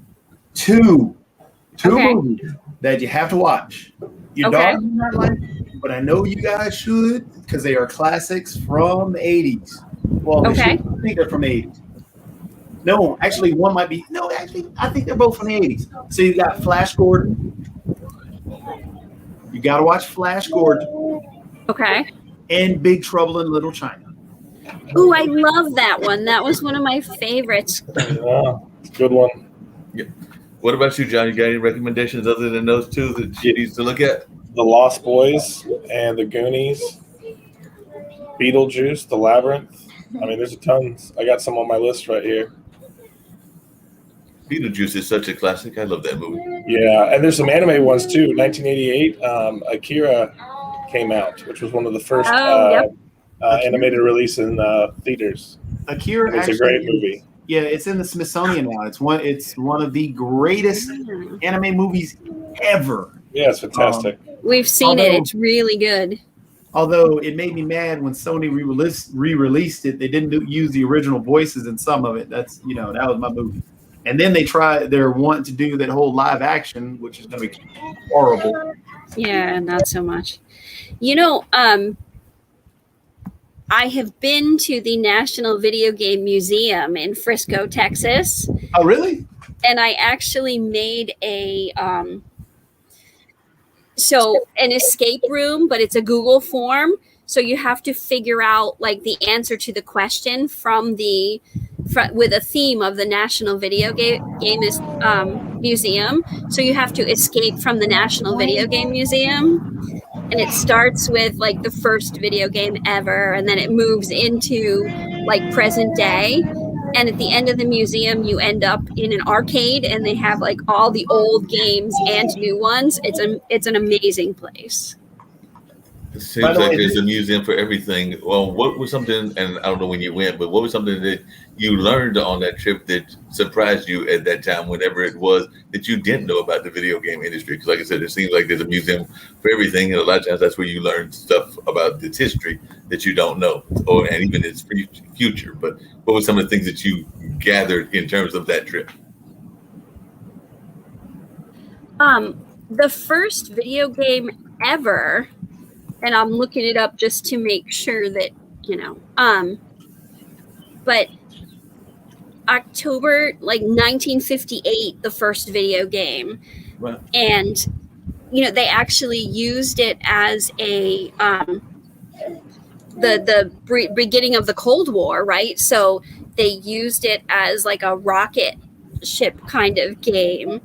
And I just thought that was really interesting that, there were scientists who made up this rocket game to kind of use our assets for the Cold War, which was really interesting. I learned that was one of the first things that I learned. And then, and I forget the name of the law, but the one that says that information doubles every 18 months. Well, and so technology keeping up with that was really important. So have either of the other two of you been to this museum? Because like I said, I've not even had any trips to Texas, so I've never been to this museum. It does look fascinating because I'm actually looking on their website, and there's a big statue of Mario, and I guess that must be when you first walk in and everything, Mario from the classic video game and all of that. But definitely I'm seeing a picture of him and some other things, but I didn't even, I figured it had to be a museum for it because there's a museum for everything. But yeah, apparently it's over there, like she said, in Frisco. Apparently they're going to be, if you're in Texas, you got 3 hours to get there because they're closing at 5 p.m. today. Yeah. I mean, it's just right around the corner. Head down the street, take a left from North Carolina, you're good. You're good. No problem. Yeah. No, it was a really interesting afternoon, and it was one of those things where my husband and I made a deal, right? I'll go do this with you and you'll come do this with me. But it ended up with it was great. We watched, like, our daughter played Pong again. It was this life-size giant screen, and they're moving this big steering wheel. So it was really interactive. It was educational. That was a great afternoon. Like I said, I enjoyed it more than I thought I would. But this looks like is this the underwater game, Jatovi? Yep, this is Beyond Blue. Yep. Because you're supposed to scan each. If I can, I'm trying to remember my buttons. I hadn't played it in a little while. Oh, not that way. So right bumper. But yeah, you're supposed to you're basically going through the ocean to find out what's going on. I'm supposed to go find the humpback whales that are way down there. But as you can see, this one looks a lot more realistic. Oh, that's neat.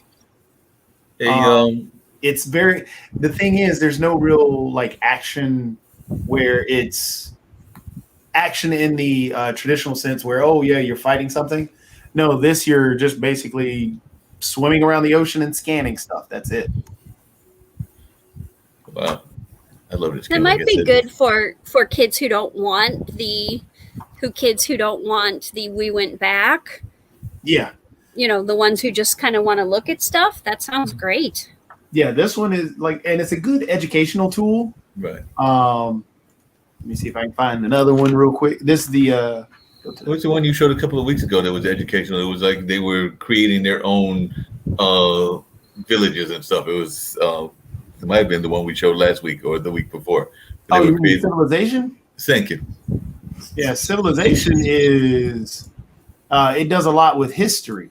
Right. Well, next week, Humankind comes out, and I'll be doing a 12-hour stream of that.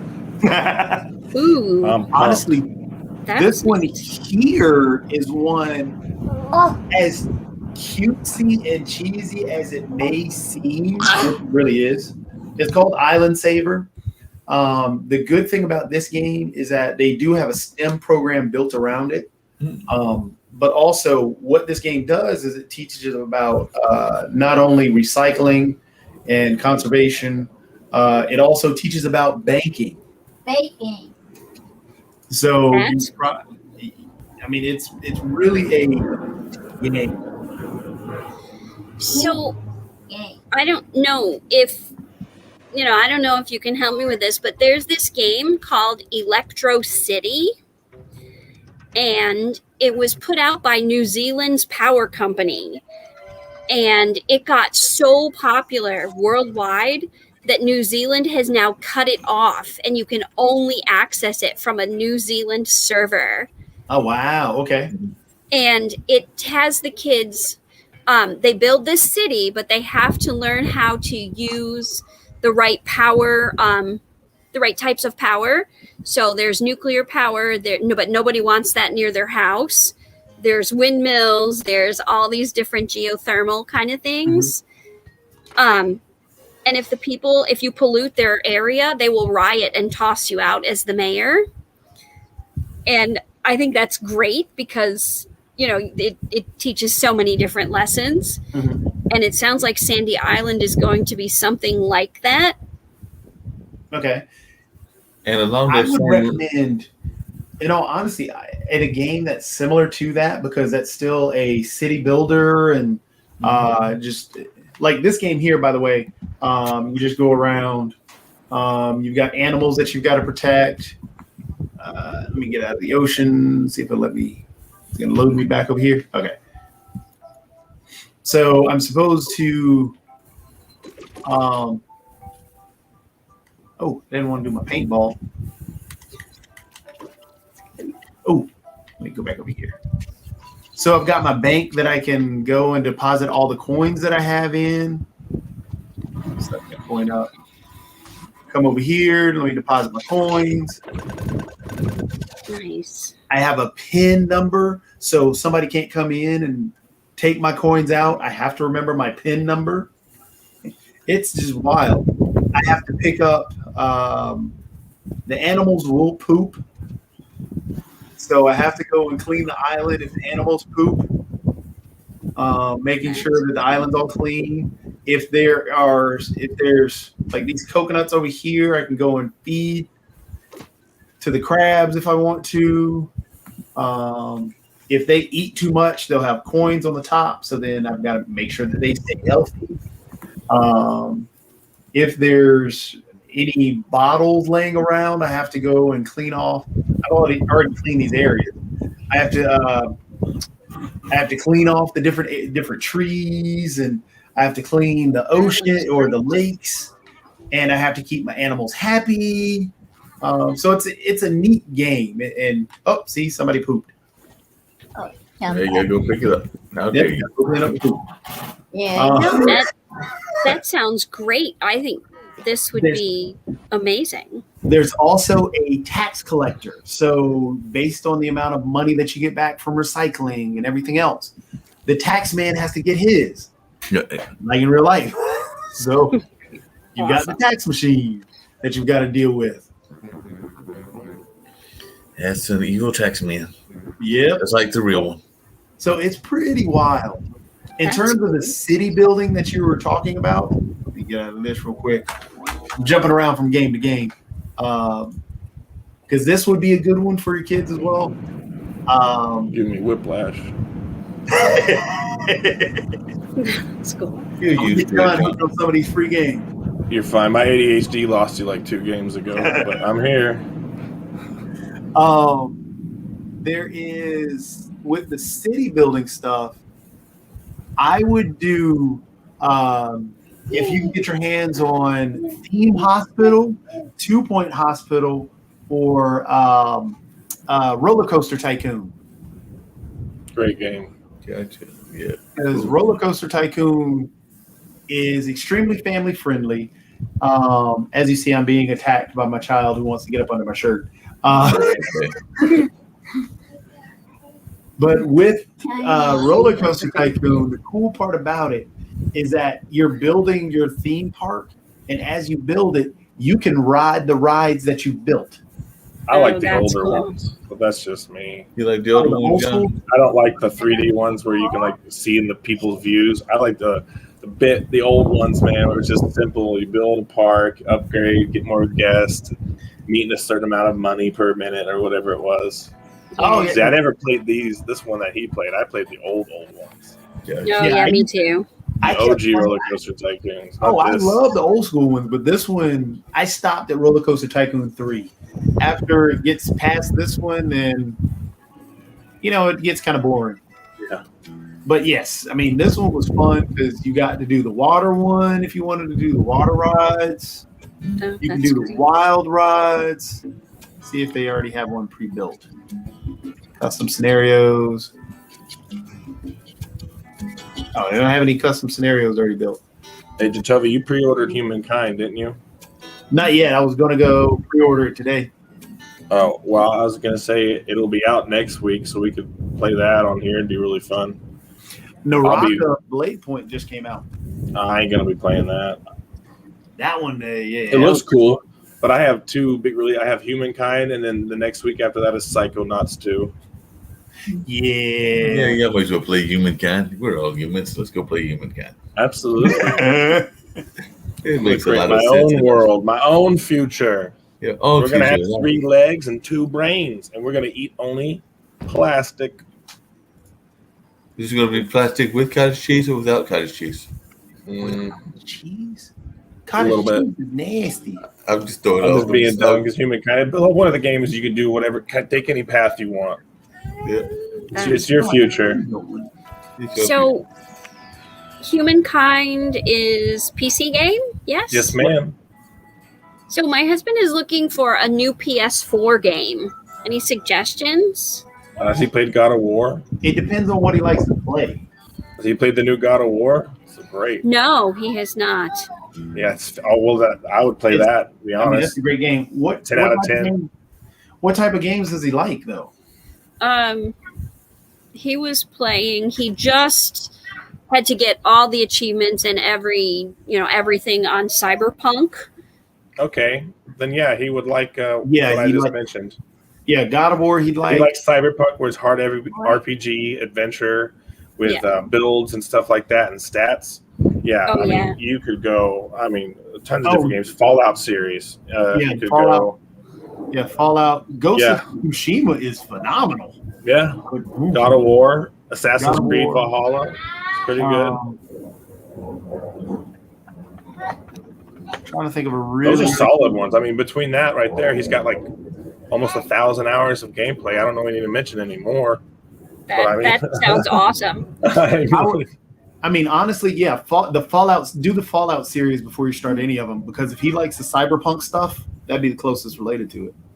I would start with 4, but that's just me. Yeah. You would start with God of War. Fallout 4, and he could probably get it for like $13. So Oh, yeah, absolutely. And plus, he'll be on that for probably a year or two to get But everything. God of War is great. Highly Yeah, recommend. God of War. Phenomenal. Do you have a 2-player game suggestion? Yeah, It Takes Two. Oh, does it? Yeah. Yep. It's That would literally be called awesome. It Takes Two. That's the name of the And game. Is It Takes Two? Yeah, it's a family game. It's the whole point of the game. Me and my son did a playthrough of it. Is basically there's a husband and wife, and they're going through a divorce where they don't see how it's affecting their daughter. Well, the daughter starts crying one night and basically casts a spell and curse on her parents to turn them into dolls. And it teaches the parents to go through all these different scenarios to understand their daughter better. And by the end of it, they actually end up staying together. It helps their marriage strengthen, because what do you have to do in the whole game? You have to what? Work together. Right. So it's a great game. It's called It Takes Two. Phenomenal. I can't That's recommend it cool. enough. Yeah, that is That cool. sounds really neat. You got another one, John or Jacoby? Because you did say two. Oh, I got tons of games. I just was letting someone else. More Borderlands? Yeah, Borderlands is great. That's a great Borderlands. cow option. That's the RPG a little bit, because you said he likes Cyberpunk. He probably like Borderlands. If That's Cyberpunk is too. Yeah, Borderlands is the best shooter. I will debate with anybody on that.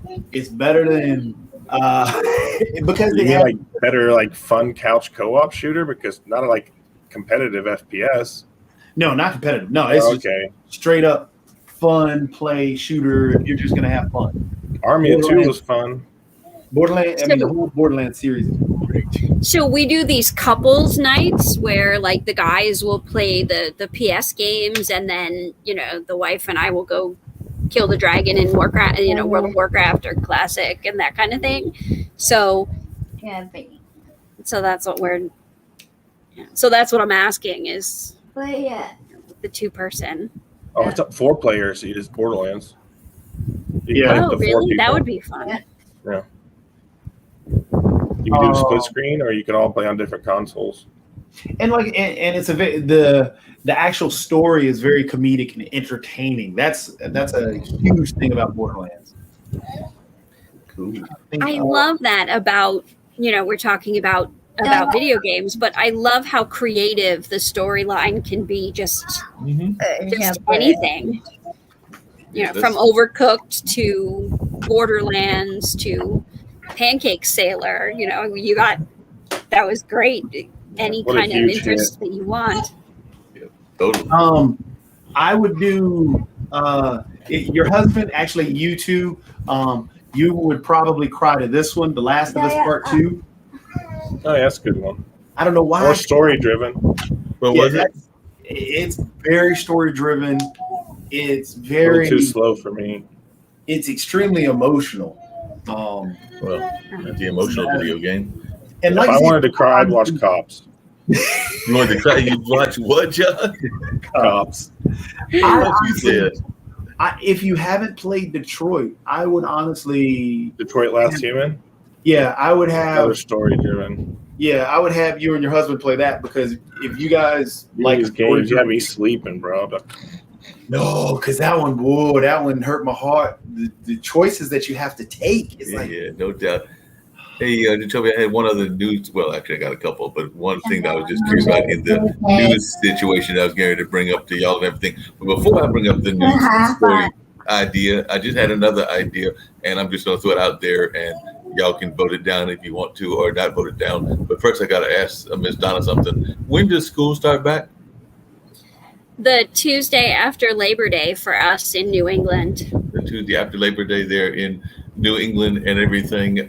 And y'all are going to be in person or virtual or a combination thereof? We are planning for all in person. Okay. Well, that being said, and with Jacoby's permission and John's permission as well, and I know that teachers usually are stuck at home, stuck at work at noon, but anytime that you have freedom and are near your computer, if you'd like to appear as a regular guest, I think that we would love to have you, but I'm just speaking for Jacoby and John as if I have the right to do that. So they can vote me down if I'm wrong and everything, but I think that we've had other folks that we've invited back on a regular, and we try to get them whenever they can. So we see that you've definitely got a love of video games. So I think that Donna should pop back whenever she feels like it. Just my thoughts. Yeah, because see, Donna, you can come on And it'll be me, you, John, and John's wife. We're gonna play Genshin Impact since you play on the computer. Oh, that would be fun. I don't know if you've played Genshin Impact yet. I have not. I will have to go check that out. So it's similar to The Legend of Zelda. Well, it looks like The Legend of Zelda, the new one, but it's really a lot of fun. And it's a 4-player game. It's another 4-player game. But that one's, well, actually, no, that one's on the PlayStation as well. I don't know if it's cross-play, though. I will have to check that out. That looks like it would be fun. It's definitely a lot of fun. And that includes the slaying of the dragon. Oh, yay. Oh, good. Got to slay those dragons. Those dragons got to get Absolutely. slayed in real life and in video games as well. Coming back to, and speaking of slaying dragons, that's why I was going to come back to a news story. Apparently, you know that companies that gets in trouble, we've talked about them a couple of times, and they do come out of China, which is Tencent and all of that, and NetEase, which apparently is part of them, is going after international gamers. They want to have more international gamers involved in what they're doing. So apparently on Thursday, which is today, they were going to release Naraki Blade Point, a 60-player action battle royale style game in which gamers compete to be the last player standing. So I guess it's 60 players in a battle, and that you're competing to be the last one standing. But they are targeting international gamers, so they hope that 50% of their gaming revenue will come from overseas in the future, up from about 10%, which it is now. So they are looking at using their famous brands and intellectual property to tap overseas players. So it looks like they're really coming after folks from the West, because they did say that they try to combine Chinese traditional culture with game genres that more Western gamers are familiar with to create novel games. Apparently, that's what they told one of the major networks, according to a translation of their Mandarin comments. And they said that Western gamers won't find it hard to play the games, while they can also be interested in Eastern cultures. They can create brand new experiences for Western gamers. So it seems like they're trying to go after more of our Western market, and they're already like a player, and some people don't like what Tencent is all about. But John and Toby, I guess I'll throw that to you. What are your thoughts about them coming after a growing international market? Well, you got to be able to reach across the international now with games. That's the dream right there. Get everyone playing it, talking about it, and yeah, I feel like that's smart. If you're keeping it regional, you know, like she said with the New Zealand game, I mean, that could be a really sweet game. Yeah, you know, but it's locked. I think it's cool. Yeah, gaming is a global market. Right.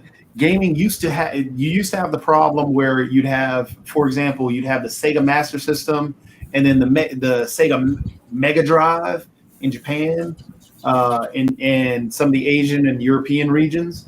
So you'd have different games pop on in different regions just because of cultural issues. But gaming being global, for example, Call of Duty is a global game, and in different countries they knock out different parts of the game. Yeah, certain parts are not in it. Yep. Yeah, that makes a lot of sense. I just know that they were, if I remember correctly, Tencent is also the people behind TikTok, and I know that there was a lot of talk about, you know, how there is not open to stuff coming in, but they're very open to stuff going out. And I'm just kind of wondering if we're not going to see the same thing with this gaming situation, because it does seem like, you know, they're asking for the Western folks to bond with them and everything, which means that it's almost like they're implying that it could be open both ways, that they're actually going to work with the Western population and everything. What it is the way gaming works, and it does it in music, it does it in movies, is something. If something makes money, people are going to copy it. Right. Battle Royale made money, and it hit huge. Well, you know what Naraka Blade Point is doing? It's a Battle Royale samurai game. Right. That's all it is. And so that's all they're putting forth. And people only look at Tencent and say, okay, TikTok. Well, Tencent also owns part of Fortnite. Gotcha. Fortnite made $400 million in 1 month. Oh. So, and it's a free. Well, what are they going to do? Tencent wants to make money. So what they're going to do is, hey, we're going to take this idea and add this on. That's it. That makes sense because they did say that those technology giants like Google, Facebook, Amazon, and Microsoft have all launched cloud gaming services. I didn't realize that Amazon had a cloud gaming service. Which one is theirs? For that matter, which one is Microsoft's? Amazon owns Twitch, right? Oh, I did Yeah. not realize that. So I did not. Amazon owns Twitch, and which one is Microsoft's? Microsoft has the Xbox, the Game Pass, and Okay, if you think about every PC that everybody has, and that's Facebook has YouTube. no. Google owns YouTube. Google owns YouTube, right? Yeah. By the So way, I had.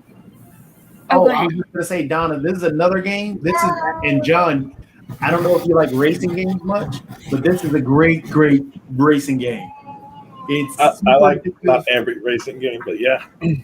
Yeah. This one is a lot of fun. All it is just straight racing, and it's in that how I just said that gaming battle royale is taking gaming by storm. Well, this is kind of a battle royale-esque gaming racing setup. Okay.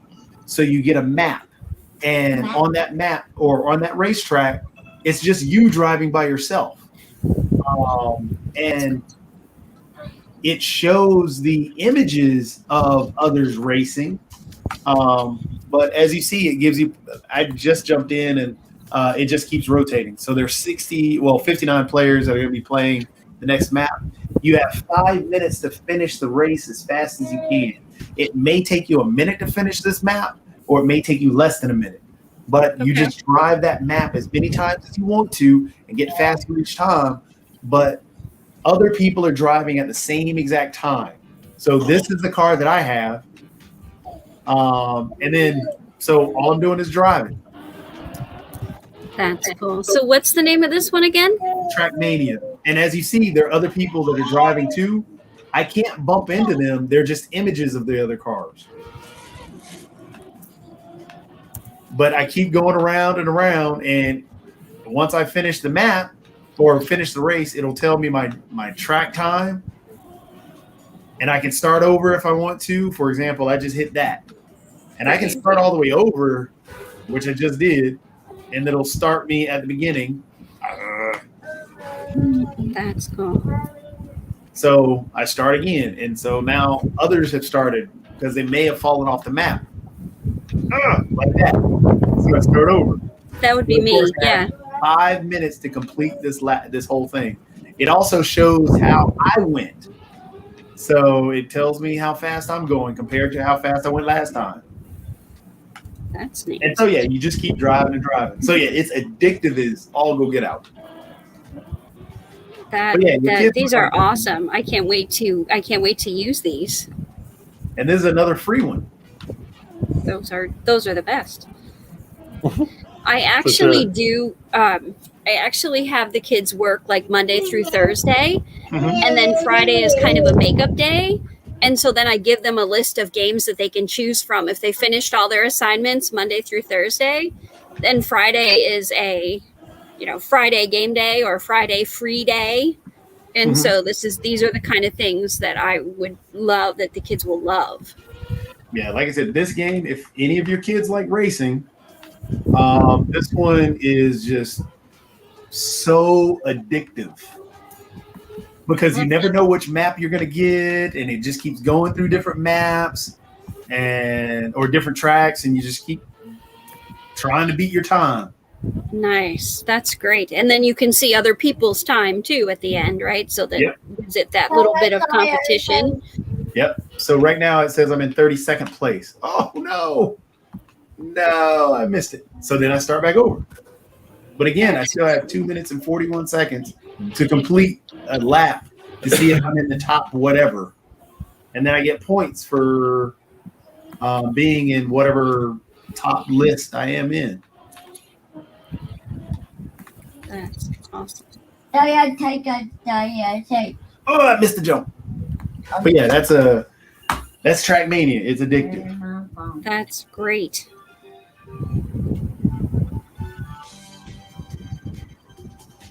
Hey, Donna, you asked something on your website that I didn't know the answer to. So What is the power and control wheel? So, power and control. So, the idea is that if somebody is a bully or an abuser, they're going to do everything they can to keep you under their power. And so, the power and control wheel is just things that person will do, like make you feel like you don't know anything, or you can't do anything without them. And Narcissist, so that's the idea. And and we see that in all sorts of the interactive world, video games and all kinds of things. No doubt. Just to let folks know, if they want to go to the website, because it's got a lot of your information, it's author D Wales, and that's WAYLES.org. So definitely, if there are folks that are finding Donna fascinating, that's where they can find you at, and all of that. So just wanted to let folks know that Donna's truly amazing and all of that. So definitely, that's where they can find out about the book, and definitely some of the resources that you make available as well. Yes, thank you. No problem. This has been great. Thanks for having me, and this has been great. I've learned a lot. I got a whole bunch of bookmarks up here on my a whole bunch of tabs open now with new games and stuff to try out. A couple new movies. This is great. Yeah, that's a good thing. That's a good thing. And like Mark said, you're more than welcome to come back anytime you want. On top of that, you have to come back because we got to play some games. Absolutely. I'm going to have to practice though now. I'm going to have to go and get this game and that competitive piece, right? Oh, it's addictive. It'll drive you crazy. It's very nice to meet you, Donna. Nice meeting you. Thank you so much.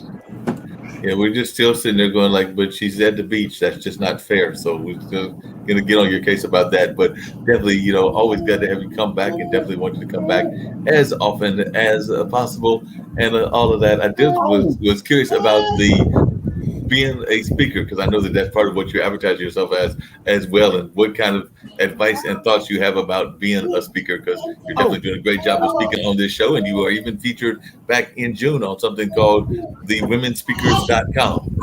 I am. So I use conversational style and a little bit of humor and interactivity and obviously technology to to get people talking to each other, and instead of just saying, hey, how are you, actually answering that question, and talking to each other about how we actually are, and how we can communicate with each other better, and and help one another, rather than just say those easy platitudes of I'll pray for you, or good luck, and so that's how I speak, and then I have books, of course, in the back and that kind of thing, so it's good.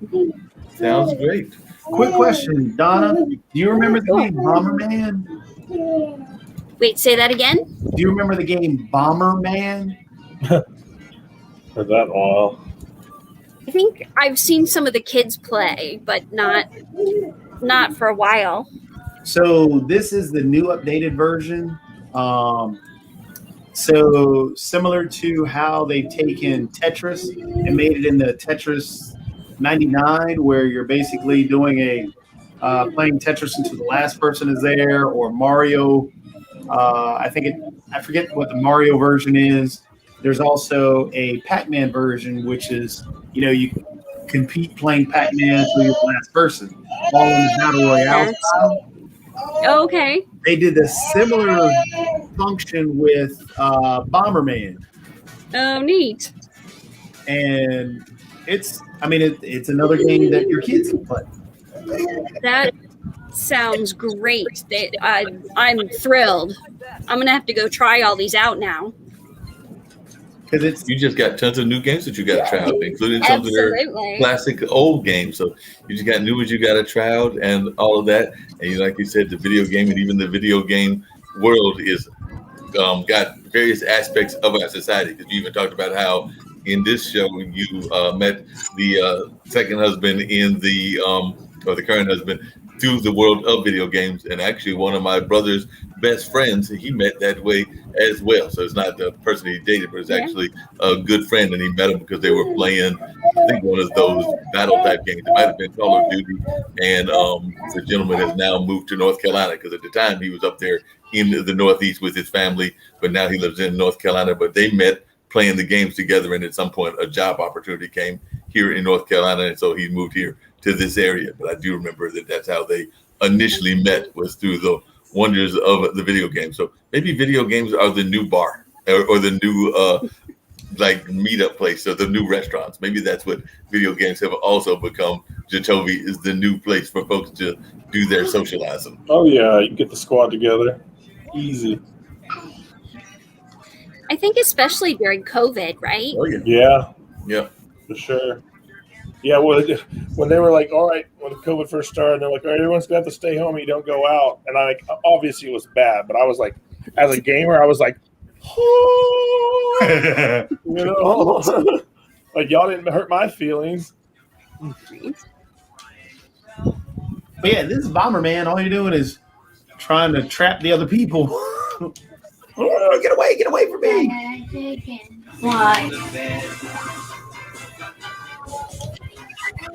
Yeah, this is great. And there's music in the background.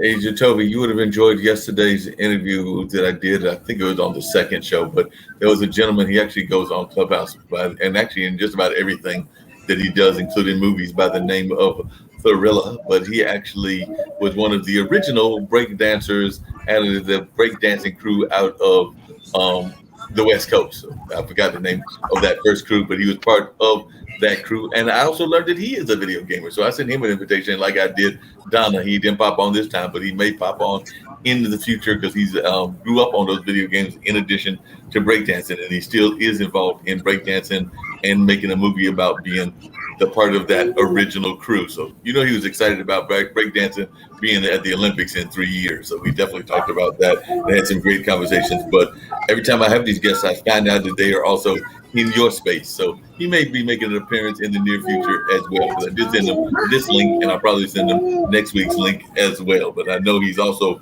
moderates a lot of late night rooms, because I'm of the opinion, and I told him this when I interviewed him yesterday, that he's really a vampire, because I don't think the man sleeps. Well, gaming is a part of everything. People, Absolutely. I mean, it's everywhere. Anything you think of, people know about a game or they're playing games. Yeah, because I think he said he was a Call of Duty guy, if I remember correctly. I think that was his game of choice, was Call of Duty. He didn't mention a specific game, but for some reason, either Call of Duty or the one that's got War in the title are coming to my mind. Gotcha. Well, even the movie that they're trying to release, was it Fall Guy? Mm-hmm. Yep. In the NPC, and you know, so gaming has really come into, like, you know, more forefront of the culture, rather than, you know, oh, I'm a closet gamer and nobody knows, but it's really Free Guy. become Free Guy, that's it. Yep. But it's really become more like mainstream culture. Yep. This is another game for your kids too. See, I got all the games for the kids. You know, because I got the kids here. That's awesome. But this one is phenomenal. It's called Total Reliability, or Totally Reliable Delivery Service. And honestly, it's a party game similar to Overcooked. Okay. Because all you're trying to do is to deliver packages. It sounds simple, but when you have another person playing with you, it's almost impossible. That looks great. And you can take up to 4 people when you play. Yeah, all you're doing, I say you should before you got to get the item and take it to where it's going. That's great. Oh, that's me. Except for he just fell down. Yeah, I just fell down. And now they're flying. I don't want to talk to there. Oh, hey. But I can go over here. I can grab. Here's the package. Hey, I didn't want to jump. They make it very tough to control to start with. Ah, there we go. All right, I got a package. Now I got to grab this package and deliver it. I'm going to date myself, and yes, I'm dating myself this whole concept and everything. But when did you get Gerald Ford to be your character? Because he's done fallen down about 4 times. I mean, that's what happens. Yeah, that's what Gerald used to do regularly. I still remember, and this was years ago when he literally tripped off the plane. Oh, there's money in here now? Grab some money. Oh, I can't get that. The cosmetic shop. You can't actually die in this game. For example, I can go up this elevator. Hey, not that side. Really, I don't do that elevator. Oh, there we go.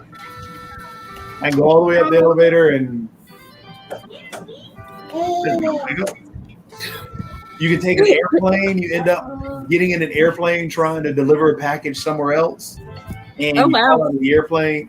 Oh my goodness. What's the person doing jumping jacks doing? That's supposed to be another person. I accidentally added that person in. Oh, okay. But they're not playing, so they're doing jumping jacks instead, since they're not really being controlled by anybody. Yep. So then I can put that on the back of there, jump up here. Oops, I fell down. Nope, get in there. But yeah, this is just really a drop package. No, this would be great to make the kids like they have to think and they have to like figure out how to. Yeah, this is great. And like I said, as a family, you and everybody, because you got to try and deliver the package where it's not broken. But you just half the package fell out when you put it in the truck. Yeah. No. I saw stuff fall out like that. Like that. Yeah. Oops. Okay. Yeah, that's great. Oh, I just lost the package. So yeah, you, the husband, and the daughter jump on this. Yeah, that looks great. That looks like fun. Well, all right, guys, I'm gonna have to hop out. I'm out of here because I gotta feed my It's almost that time. We're at the top of the hour. That's Oh, all right. yeah. It's over and Yeah, everything. me too. And everybody's ready to hop off. What's on the schedule for Barbados as we hop off, so other than you being in that great area and going to a book signing at, I assume, a bookstore and all of that, or maybe an interview as well at one of their local radio stations. So what's on your schedule? Will you actually get more actual beach time and get to walk on the sands of the beach, or is your schedule locked in? Oh no. So yesterday we went to the wildlife refuge. They don't have a zoo here, it's a wildlife refuge. So we got within like 10 feet of monkeys. So that was neat while they were feeding the monkeys and the tortoises and all that kind of stuff. So that's neat. And then some souvenirs for the people back home. So a little bit of souvenir shopping. And then I think tomorrow there's a limestone and cave in the coral that you can go and you can see the stalactites and the stalagmites and all the different things. So that with my kids would be fun. So I think we're gonna go do that tomorrow. They call the cave tour, and then like some nice fish dinner kind of thing, flying fish or snapper. So kind of taking it easy. Sounds great. All right, so I guess we'll let you get back to Barbados. Awesome. Thanks a lot for having me. Appreciate it. Oh, if there's any social media, we forgot to go that way. Is there any social media that you got that you want to share? Sure. So I'm on Facebook as author D Wales, and Twitter, same thing. And I'm sorry, Twitter is just D Wales, and then Instagram is at Donna Wales. So Cool. easy enough. Sounds good. So Thank you. Appreciate it. Appreciate Bye. it. Take it easy. Bye. I guess we'll see everybody next week, next Thursday at 12 o'clock. See everybody next week See you at 12 then. o'clock. And hopefully Sounds John and good. I will figure out this whole Ascent thing. It's It's I looked up online. They're having problems with it, but you need to pre-order Humankind while it's still on sale. oh yeah, I got to do that. Got it. All right. right, later, everybody. Thanks again. Have a good day. All right, see you guys. See ya. Later. See ya.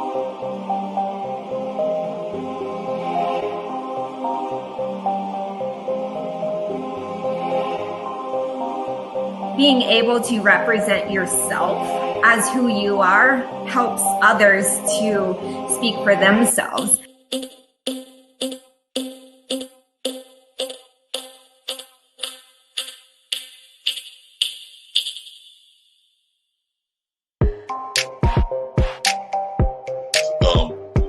Donna? I'll say, Like that. as I know right now, the Star Trek and Marvel universe are connected, but there is the multiverse, so you never know.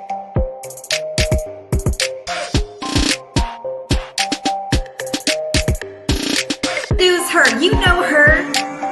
Don't pretend you don't. I know her. I've known her my whole life, literally. So, Are you going to toss it off to me again? I mean, no. I'm tossing it to Janora. Janora is going to have to introduce herself. Ladies' Day. Yes. Wait.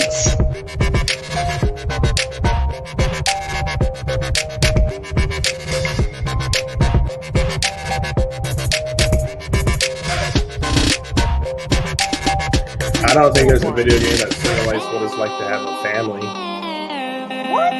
The two.